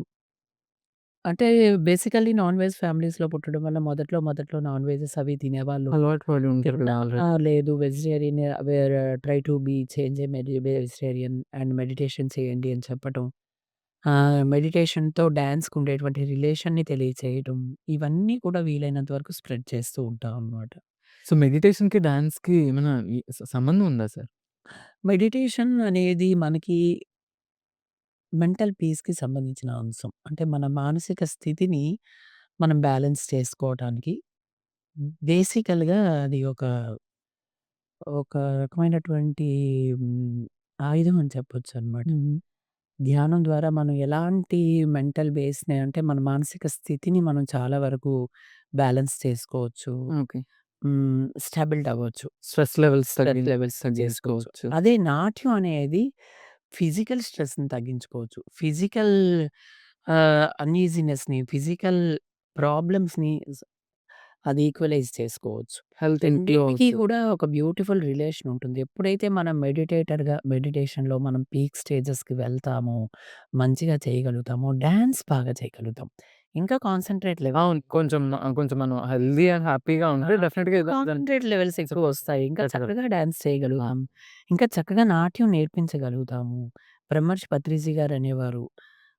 ఆయన గురువుగారు ఎప్పుడు అనేవారనమాట. హ్మ్. రోటీ కపడా మకాన్ కాదు లైఫ్ అంటే. సంగీత్, నృత్య ఏవం ధ్యాన్ అని అనేవారు. సంగీతం, నృత్యం మరియు ధ్యానం అని. ఆయనతో చాలా స్పిరిచ్యువల్ జర్నీ చేశాను నేను. చాలా కంట్రీస్‌లో చేశాను. Cambodia, Vietnam, Malaysia, Singapore, Bali and Hanoi. అంటే అలాంటి చక్కటి గురువులు ఇంకా పెద్ద పెద్ద సిద్ధ గురువులు అనాలి వాళ్ళని. ఆయన ధ్యానం గురువే కావచ్చు గానీ, నిజ జీవితంలో హౌ వి కెన్ మూవ్ ఇంకా మనం ముందుకెలా వెళ్ళాలి అనడానికి ఇలాంటి గురువుల తాలూకు మాటలు, వారి యొక్క సందేశాలు, వారి యొక్క అనుభవాలు మనకి ఎప్పుడు కూడా ఉపయోగపడతాయి. సరే ఇప్పుడు మీ డాన్స్ ఫార్మ్‌లో లేదంటే కూచిపూడిలో మీ ఫర్దర్ ప్లాన్స్ ఏంటి? అంటే ఇంకా మీ స్టూడెంట్ వరకు తీసుకెళ్ళాలనుకుంటున్నారు? స్టూడెంట్స్‌తో కొత్తగా ఏం చేయాలి అని ఎప్పుడూ అనుకోమండి. సందర్భానుసారం అవి అలా వెళ్తూ ఉంటాయి. ముఖ్యంగా రెగ్యులర్ క్లాసెస్ ఇంకా ఎక్కువ డెవలప్ చేయాలి, బాగా సాధన చేయించాలి అని అనుకుంటాం. కాకపోతే ఇప్పుడు స్టూడెంట్స్‌కేంటంటే ఎడ్యుకేషనల్ సిస్టమ్స్ చాలా టఫ్ అయిపోయాయి. Even sixth class, seventh class, fifth class పిల్లలకి కూడా 7 గంటల వరకు స్కూలు, హోమ్ వర్క్స్ ఎక్కువ అంటారు. మా పిల్లలకి హ్మ్. ప్రాక్టీస్‌కి టైం లేదంటారు. ఇన్నాళ్ళు మేము నేర్చుకునేటప్పుడు గురువులు కాంప్రమైజ్ అయ్యేవారు కాదు. వాళ్ళు ఎంత కఠినంగా చెప్తే మేము అలా నేర్చుకునేవాళ్ళం. కానీ ఇప్పుడు అలా అవ్వటం లేదు. చాలా ఎడ్యుకేషన్ సార్లు సిస్టమ్ మారిపోతుంది కదా! ఎడ్యుకేషనల్ టైమ్ సిస్టము, పేరెంట్స్ తగ్గట్టు. కూడా అంత సపోర్ట్ చేయలేకపోవడం కొన్నిసార్లు. మేమే ఫ్లెక్సిబుల్ అయిపోవలసి వస్తుంది కొన్నిసార్లు తప్పటం లేదు. మనసుకి బాధ అనిపించినా, సర్లే ఏదో ఒకటి వచ్చి కొంచెమైనా నేర్చుకొని వెళ్ళని అని అనిపిస్తుందనమాట. బట్ ఇంకొంచెం టైం పెట్టి, ఇంకొంచెం మనసు పెట్టి, ఇంకొంచెం చక్కగా నేర్పించాలనేది ఫస్ట్ ఎయిమ్. రెండోదేంటంటే రెగ్యులర్‌గా కొత్త కొత్త థీమ్స్ ఎప్పుడూ చేస్తూ ఉంటాము. హ్మ్. రెగ్యులర్‌గా మంచి బ్యాలేస్ చేస్తాము. కొత్త కొరియోగ్రాఫ్స్ చేస్తుంటాము. మేము ఇక్కడ వైజాగ్‌లో ఇస్కాన్ సెంటరు హ్మ్. అంటే శంకుస్థాపన రోసయ్య గారు ముఖ్యమంత్రిగా ఉన్నప్పుడు హ్మ్. స్వామి చైతన్య మహాప్రభు మీద బ్యాలే చేయమన్నారు 'నితాయిని మాతాజీ'. స్వాతి చైతన్య మహాప్రభు మీద మ్యూజికల్ బ్యాలే చేశాము. 'కృష్ణ లీలలు' ఓన్ బ్యాలే నాది. 2 డేస్ చేశాము. 'కృష్ణ లీలలు' part 1 and part 2 own choreography, own ballet. 'Seetharama Charitham' ఒక 1 డే చేశాము. ఇలా బ్యాలేస్ కూడా రెగ్యులర్‌గా చాలా చేస్తుంటాం. ఇప్పుడు బ్యాలేస్ చేయడం ఎవరో అడిగితే గాని అంటే not only financially practices wise అన్నీ కూడా కొంచెం ఇబ్బంది అవ్వడం తగ్గిస్తున్నామనమాట. హ్మ్. ఏదైనా ఒక్కొక్క రోజు ప్రోగ్రామ్ అంటే ప్రాక్టీస్ చేయలేకపోతున్నాను. ఖచ్చితంగా చేయాలి. ఉండాలి కదా! అది.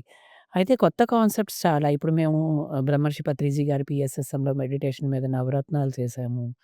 అదేవిధంగా చాలా బ్యాలేస్ చేశాం. మ్యూజికల్ బ్యాలేస్ చేశాము. మెడిటేషన్ యొక్క గొప్పతనం మీద చేశాము. ఇంకా కొత్త కాన్సెప్ట్సు స్వామి అనుగ్రహం అవకాశం ఉంటే తప్పకుండా ముందు ముందుకు చేస్తాం. అన్నిటికంటే ఎప్పుడూ మంచి సాధన చేయాలి, మంచిగా నేర్పించాలి, మంచిగా చేయాలనే ఒక్క పదమే మేము ముందుకు వెళ్ళడానికి, ఇంకా ముందుగా ఏమైనా కొత్త ప్రాజెక్ట్స్ చేయడానికి పునాదని నేను అనుకుంటాను. సార్ మీరు కూచిపూడి మీద బుక్ రాసారని విన్నాము. సో, దాని గురించి ఏమైనా ఎక్స్‌ప్లెయిన్ చేయగలరా? నేను డాన్స్ మీద 5 బుక్స్ ఓహ్! రాసానండి. 5 5 రాసారా? బుక్స్ రాసాను. 2 పబ్లిష్ అయ్యాయి. ఇంకా 3 పబ్లిష్ అవ్వలేదు. ఓకే. మేము ఇన్ మిడిల్ ఆపాము. కరోనా నుంచి 2, 3 ఇయర్స్ కొంచెం ఇంకా ప్రాజెక్ట్స్ చేయటానికి కొంచెం వెనకబడ్డామని చెప్పాలి. కూచిపూడి ఏకపాత్ర కేలికల పరిణామ వికాసం ఫస్ట్ బుక్ అనమాట. అంటే కూచిపూడి డాన్స్ డ్రామా ట్రెడిషన్ నుంచి ఏకపాత్ర కేలిక అంటే సోలో డాన్స్ ఫార్మ్ వరకు హుహు. ఎన్ని చేంజెస్, ఎన్ని రకాల మార్పులు, అభివృద్ధి ఒక దశలు చెంది డాన్స్‌లో ఎన్ని మార్పులొచ్చాయనేది. డాన్స్‌లో కాదు. కూచిపూడి నాట్య కళ మనం ఇందాక చెప్పుకున్నది. ఆహ్, నాట్య కూచిపూడి నాటక సంప్రదాయం నుంచి ఇప్పుడు సోలో డాన్స్ వరకు ఎన్ని రకాలుగా అభివృద్ధి దశలు మారాయి అనేది ఒక 5 చాప్టర్స్‌గా ఒక బుక్ రాసాం. అందులో కూచిపూడిని అభివృద్ధి పరిచిన మహనీయులు, కూచిపూడి దాని యొక్క అర్థం, పూర్వ చరిత్ర, అలాగే మీరిందాక అడిగినట్టు కూచిపూడి యొక్క ప్రశస్తి ఎన్ని గ్రంథాల్లో ఉంది అదొక చాప్టరు. మూడో చాప్టర్ దగ్గరికెళ్ళేసరికి కూచిపూడి ఏ విధంగా నృత్య నాటక సంప్రదాయం నుంచి సోలో డాన్స్ ఫార్మ్ ఎందుకయింది? సోలో డాన్స్‌గా ఎవరు దాన్ని మొదట మహనీయులుగా ఎవరు మార్పులు చేశారు? హుహు. అలాగే ఆ ఫిఫ్త్ చాప్టర్‌లో కూచిపూడి సోలో డాన్సులుగా చేస్తే ఎన్ని రకాల సోలో డాన్సెస్ జరుగుతున్నాయి? లైక్ అన్నమయ్య కీర్తనలు, త్యాగరాయ కీర్తనలు, హ్మ్. పురందరదాస్ కీర్తనలు, తరంగాలు, అష్టపదులు, ఇప్పుడు దరువులు ఇలా వీటి కోసం ఓవరాల్‌గా బుక్ రాయటం జరిగింది. అది ఫస్ట్ బుక్. సెకండ్ బుక్ ఏంటంటే యాక్చువల్‌గా నేను యోగా అండ్ మెడిటేషన్ నేర్చుకున్న ప్రాక్టీషనర్‌ని అండ్ మెడిటేషన్ మాస్టర్‌ని. సో, నాకుండే ఎక్స్‌పీరియన్సెస్ మీద నేను ముద్రా యోగా ముద్రలతో మెడిటేషన్ మీద నేను చాలా వరకు రీసెర్చ్ చేసి, అది రీసెర్చ్ పేపర్ సబ్మిట్ చేయడం కూడా జరిగింది. ప్రాసెస్‌లోనే ఉంది ఇప్పుడది. Jaipur deemed university yoga and mudra yoga meditation. హ్మ్.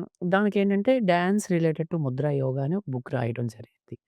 ముద్రలతో ముద్ర యోగా మెడిటేషన్ అనేది వెరీ యూజ్‌ఫుల్ టు పీపుల్ అనమాట. అది అన్ని రకాల హెల్త్ ఇష్యూస్‌కి దానికి ఈ మెడిటేషన్ ద్వారా చాలా ఈజీగా క్యూర్ చేయొచ్చనేది నేను తెలుసుకొని, నేను చాలామంది హ్మ్. ఆహ్, శాస్త్రజ్ఞులు చాలామంది పరిశోధకుల ద్వారా నేను తెలుసుకొని దాన్ని ఇంప్లిమెంట్ చేస్తూ అదొక బుక్ తీసుకోవడం జరిగింది. మూడోది ఇంకోటేంటంటే అష్టవిధ నాయికల అభినయ అవస్థలు. అష్టవిధ నాయకులు అంటే ఏంటి? వాటి అభినయాలు ఏ ఏ కీర్తనల్లో ఏ ఏ అంశాల్లో ఏ ఏ కీర్తనల్లో ఆ అవస్థల తాలూకా అభినయాలు ఈజీగా ఉన్నాయనేది చాలా బుక్స్ రిఫర్ చేసి అదొకటి రాయడం జరిగింది.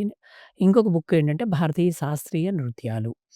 అందులో కూచిపూడి కోసం ఉంటది కొన్ని పేపర్సు. అలాగే భరతనాట్యం, మణిపురి, కథక్, కథకళి, ఒడిస్సీ, మోహినియాట్టం, సత్రియ. ఈ ఫార్మ్స్‌లో ఇప్పుడు ఈచ్ ఫార్మ్‌కి ఇప్పుడు మనకి పీజీ లెవెల్‌లోకొచ్చేసరికి కొన్ని బుక్స్ దొరకట్లేదు. 'అరుణ భిక్షు' గారి బుక్ ఒకటే అవైలబిలిటీగా దొరికింది మేము చదువుతున్న టైంలో హ్మ్. కూడా. పీజీ చదువుతున్న టైంలో. తర్వాత 1, 2 బుక్సే దొరుకుతున్నాయి. అందుకు నేను చాలా బుక్స్ రిఫర్ చేసి, చాలా స్టడీ చేసి అది భవిష్యత్తులో పిల్లలకి ఇవ్వాలని అనుకుంటున్నాను. అంటే ఇప్పుడు సపోజ్ కూచిపూడి కోసం మన వాళ్ళకి తెలుసు. బట్ పీజీ లెవెల్‌లో ఈ సబ్జెక్ట్ కోసం మిగిలిన వాళ్ళకి విస్తృతంగా తెలిసినప్పుడు వెళ్ళాలి. సపోజ్ ఒడిస్సీ, భరతనాట్యం ఉంది. ఒడిస్సీ పూర్వం ఎలా ఉండేది? ఇప్పుడు ఎలా ఉంది? ఒడిస్సీ ఆహార్యం అంటే డ్రెస్ స్టైలు, మేకప్ అవన్నీ ఆహార్యం ఎలా ఉంది? దాని మ్యూజిక్ ఇన్‌స్ట్రుమెంట్స్ ఎలా ఉంటాయి? ఒడిస్సీ సంగీతం ఎలా ఉంటది? ఒడిస్సీ కొరియోగ్రాఫ్స్ పూర్వం ఎవరెవరు చేశారు? ఎవరు మహనీయులు అభివృద్ధి చేశారు? తర్వాత ఇప్పుడు ఎవరు డెవలప్ చేస్తున్నారు? అలాగే ఈచ్ ఫార్మ్ కోసం ఒడిస్సీతో పాటు కూచిపూడిని, భరతనాట్యంని, మణిపురి, కథక్, కథకళి, ఒడిస్సీ, మోహినియాట్టం, సత్రియ, చౌ వరకు తీసుకోవడం జరిగింది. ఈ మధ్య రీసెంట్‌గా మరి ఆంధ్రనాట్యం కూడా యాడ్ చేయమని అడుగుతున్నారు కదా! అవి అన్నీ మళ్ళీ ఆంధ్రనాట్యం కొంతమంది తీసుకోవటం లేదు. తెలంగాణకని ఈ మధ్య మళ్ళీ మాటలొస్తున్నాయి. బట్ ఆంధ్రనాట్యం పేరిని ఇలాంటివి కూడా యాడ్ చేసి కలిపితే బావుంటుందేమో. బట్ ఇప్పటి వరకు ఆథరైజ్డ్‌గా ఏవైతే శాస్త్రీయ నృత్యాలు ఉన్నాయో అందుకు దాన్ని భారతీయ శాస్త్రీయ నృత్యాలని నేమ్ పెట్టి అది రిలీజ్ అవ్వలేదు గానీ బుక్ అయితే ప్రాసెస్‌లో ఉంది. అది. సో, కూచిపూడి అసలు మగవాళ్ళు ఎందుకు నేర్చుకోవట్లేదు? దానికేదైనా పర్టిక్యులర్ రీజన్ ఉందా? నేర్చుకుంటున్నారే, నేర్చుకోలేదనని లేదుగా. నేర్చుకుంటున్నారు కానీ ఎక్కువ మంది ఇంట్రెస్ట్ చూపించట్లేదు కదా! ఎక్కువ మంది ఇంట్రెస్ట్ చూపించటం లేదు చెప్పాను కదా! కూచిపూడి డాన్స్ అనేది మొదట మగవాళ్ళు మాత్రమే ప్రదర్శించే కళ ఒకప్పుడు.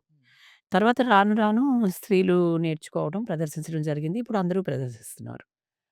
బట్ రాను రాను జనరేషన్‌లో కలిగేటువంటి మార్పులు. తక్కువ మంది నేర్చుకుంటున్నారు అన్నదాన్ని యాక్సెప్ట్ చేస్తాను. నేర్చుకోవటం లేదు అనేది కాదు గానీ, తక్కువ మంది నేర్చుకుంటున్నారు మగవాళ్ళు. దానికి కారణం ఇక్కడ మనం పెరిగినటువంటి వాతావరణం, పరిస్థితులు.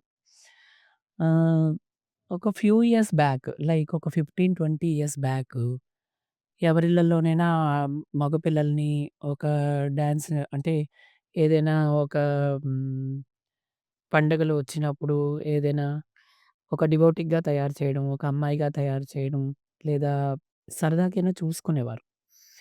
ఇప్పుడేంటంటే ముఖ్యంగా క్లాసికల్ డాన్స్ నేర్చుకునే దానికి వచ్చేసరికి, ఇది ఆడపిల్లలకే చేస్తారేమో, వాళ్ళే చెయ్యాలి, నువ్వెందుకు ఆ డాన్స్ చేయడం అని ముందు పేరెంట్స్ కానీ, సొసైటీలో కొంతమంది అదొక రకమైనటువంటి అపోహతో కూడినటువంటి ఒక సింబల్‌ని విడిచిపెట్టేశారు. అది. అది ఒక ప్రధాన కారణం అని చెప్పొచ్చు. మీరు ఒక్కసారి కేరళ మీరు మామూలుగా ఇప్పుడు మనకి యూట్యూబ్‌లు అవి కదా!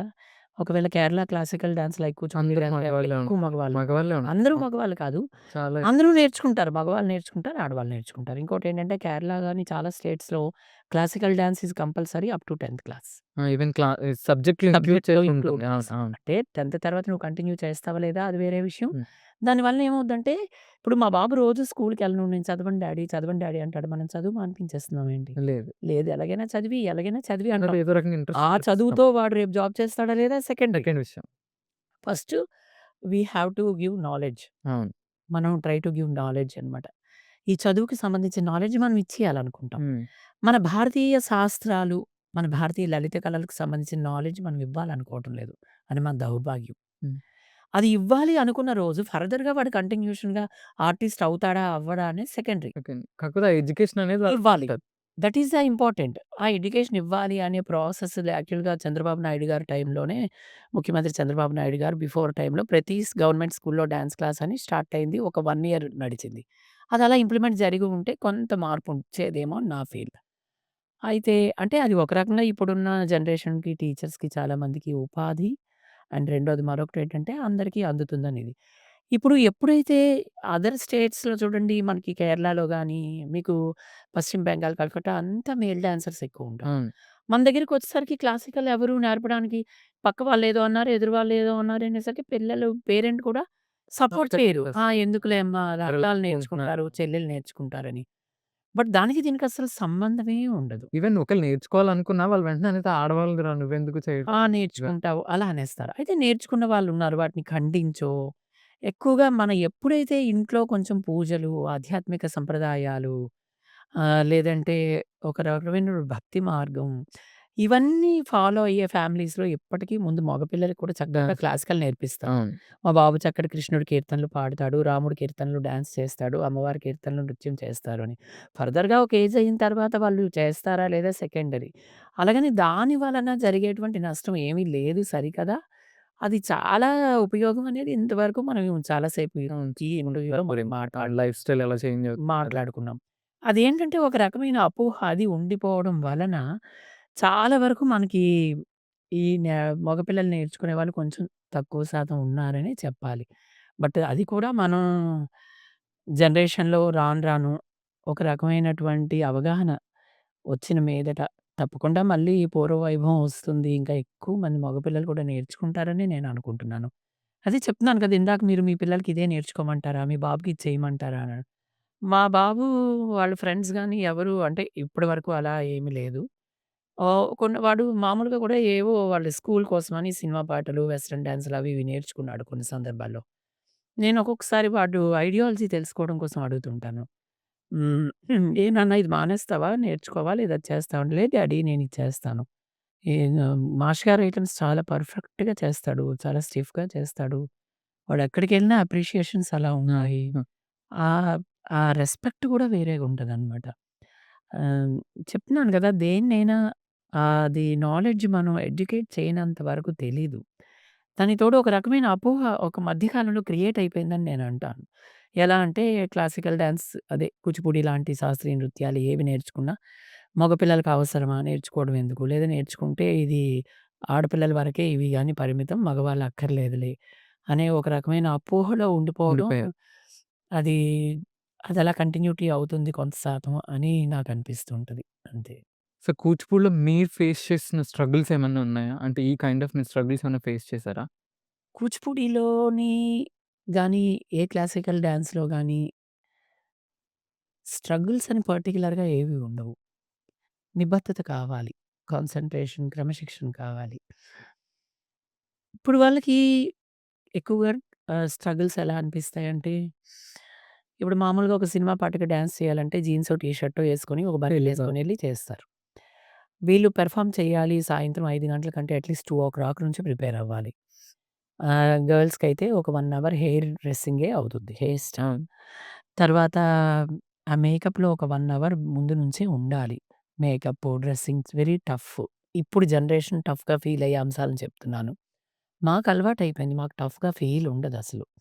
అంటే ఈ ఆర్ట్స్‌లో ముఖ్యంగా ఈ ఆర్ట్‌లో ఏదైనా టఫ్ ఉంటదా అండి అనే మీ క్వెషన్‌కి జనరల్‌గా మా స్టూడెంట్స్‌తో మేము షేర్ చేసుకుంటాం కదా! చెప్తాను. ఎక్కువ టైం మేకప్‌లో ఉండడానికి ఇప్పుడు పిల్లలు టఫ్ ఫీల్ అవుతారు.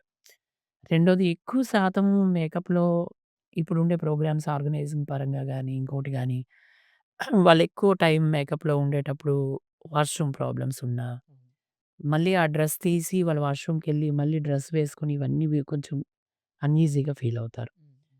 ఇవి కొంచెం అన్‌ఈజీగా ఉంటాయి గానీ, మిగిలిన వరకు ఎక్కువగా మరి శిక్షణ నేర్చుకునేటప్పుడు ఇప్పుడు పిల్లలు ఇంకా ఎంత సింపుల్‌గా, ఎంత ఫ్లెక్సిబిలిటీగా చెప్తున్నా, "అబ్బా! ఇది కష్టంగుంటది. ఇంకా బెండ్ అవ్వమంటారు. మాస్టర్ గారు ఇంకా కోప్పడతారు" అంటే, మినిమమ్ ఆ టఫ్ లేకపోతే ఆ బ్యూటీ రాదు.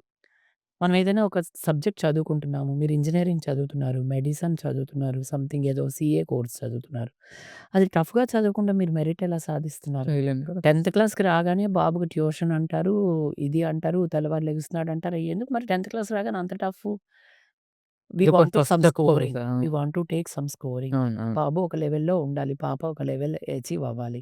మరి చదువులో అచీవ్ అవ్వాలన్నటప్పుడు ఇన్ని ఇవన్నీ టఫ్ అనుకోవట్లేదుగా. ఆ!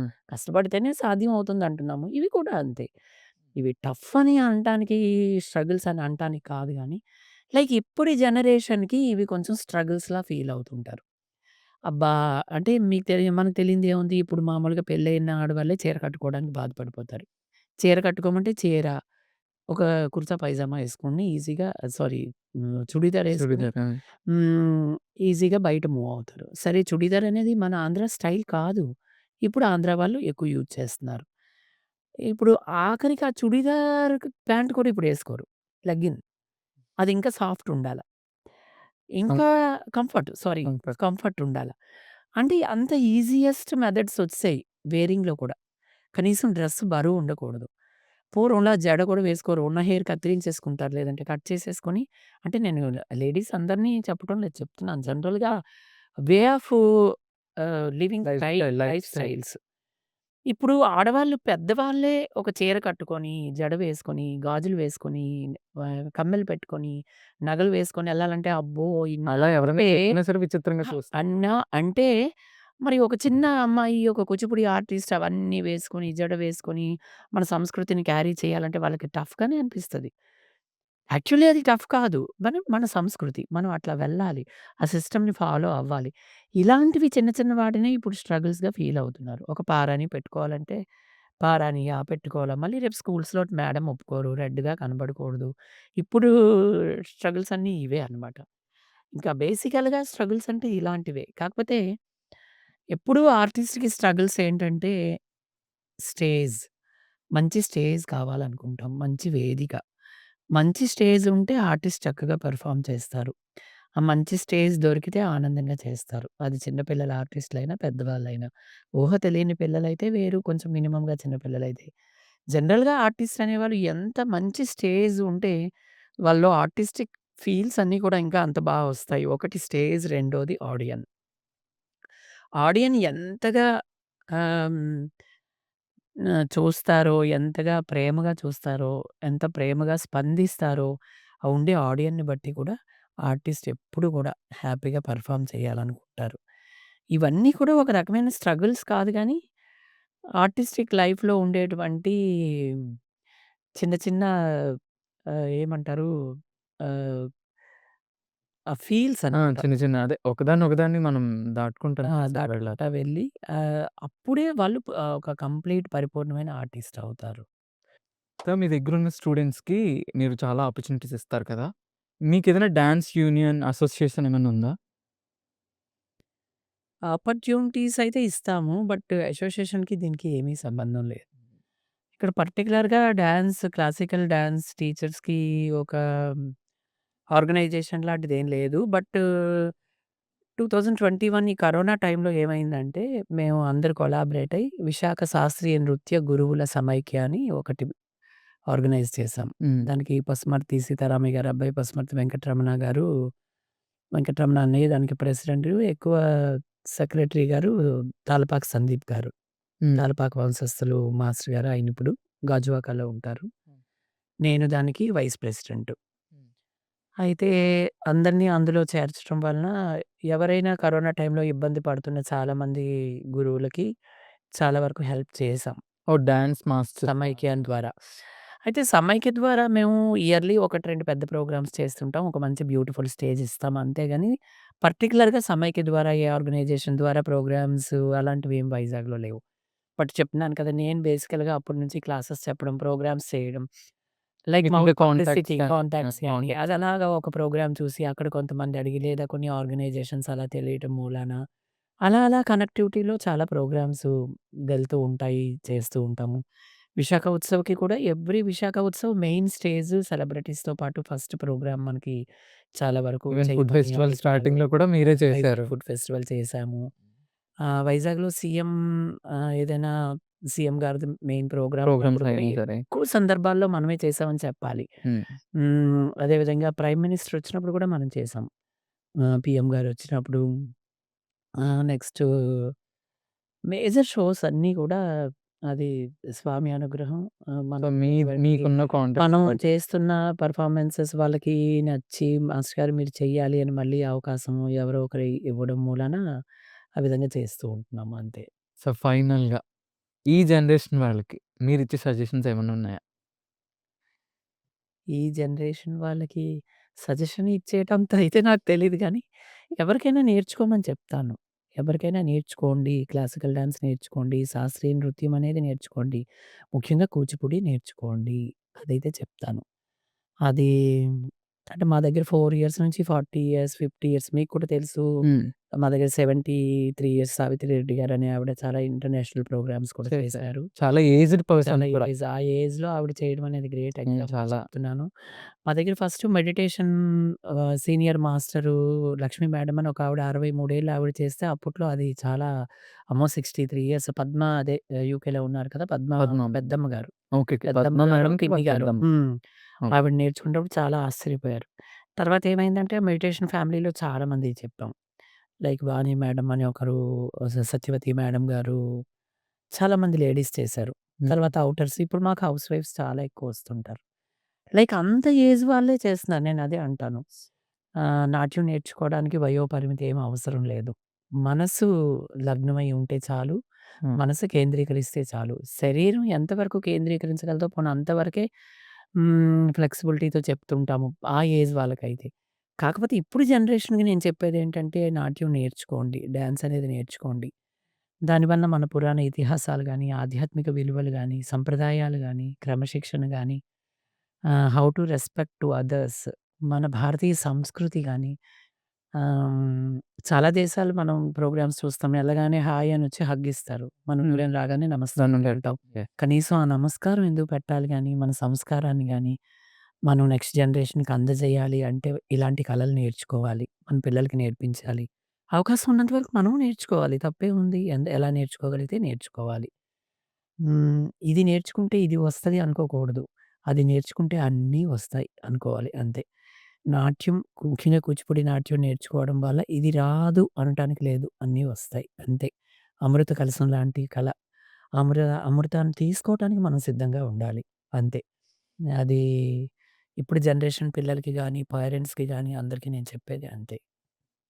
సార్ మీ వాల్యుబుల్ టైమ్‌ని మాకిచ్చి, కూచిపూడి గురించి, దాని ప్రాముఖ్యత గురించి, మా స్టూడియోకొచ్చి వచ్చి మాకు చెప్పినందుకు నిజంగా మీకు చాలా కృతజ్ఞతలు సార్. Thank you Sashi. మీ మీడియా మెంబర్స్ అందరికీ కూడా. ఆహ్, మరొక మంచి ప్లాట్‌ఫార్మ్, మరొక మంచి ఇంటర్వ్యూ నేను మీకివ్వగలిగా ఇది ఇంటర్వ్యూలో నేనేదో చెప్పానని కాదు గానీ, నా అనుభవాల్ని మీతో షేర్ చేసుకునే అవకాశం నాకు కూడా కలిగింది. Thank you so much.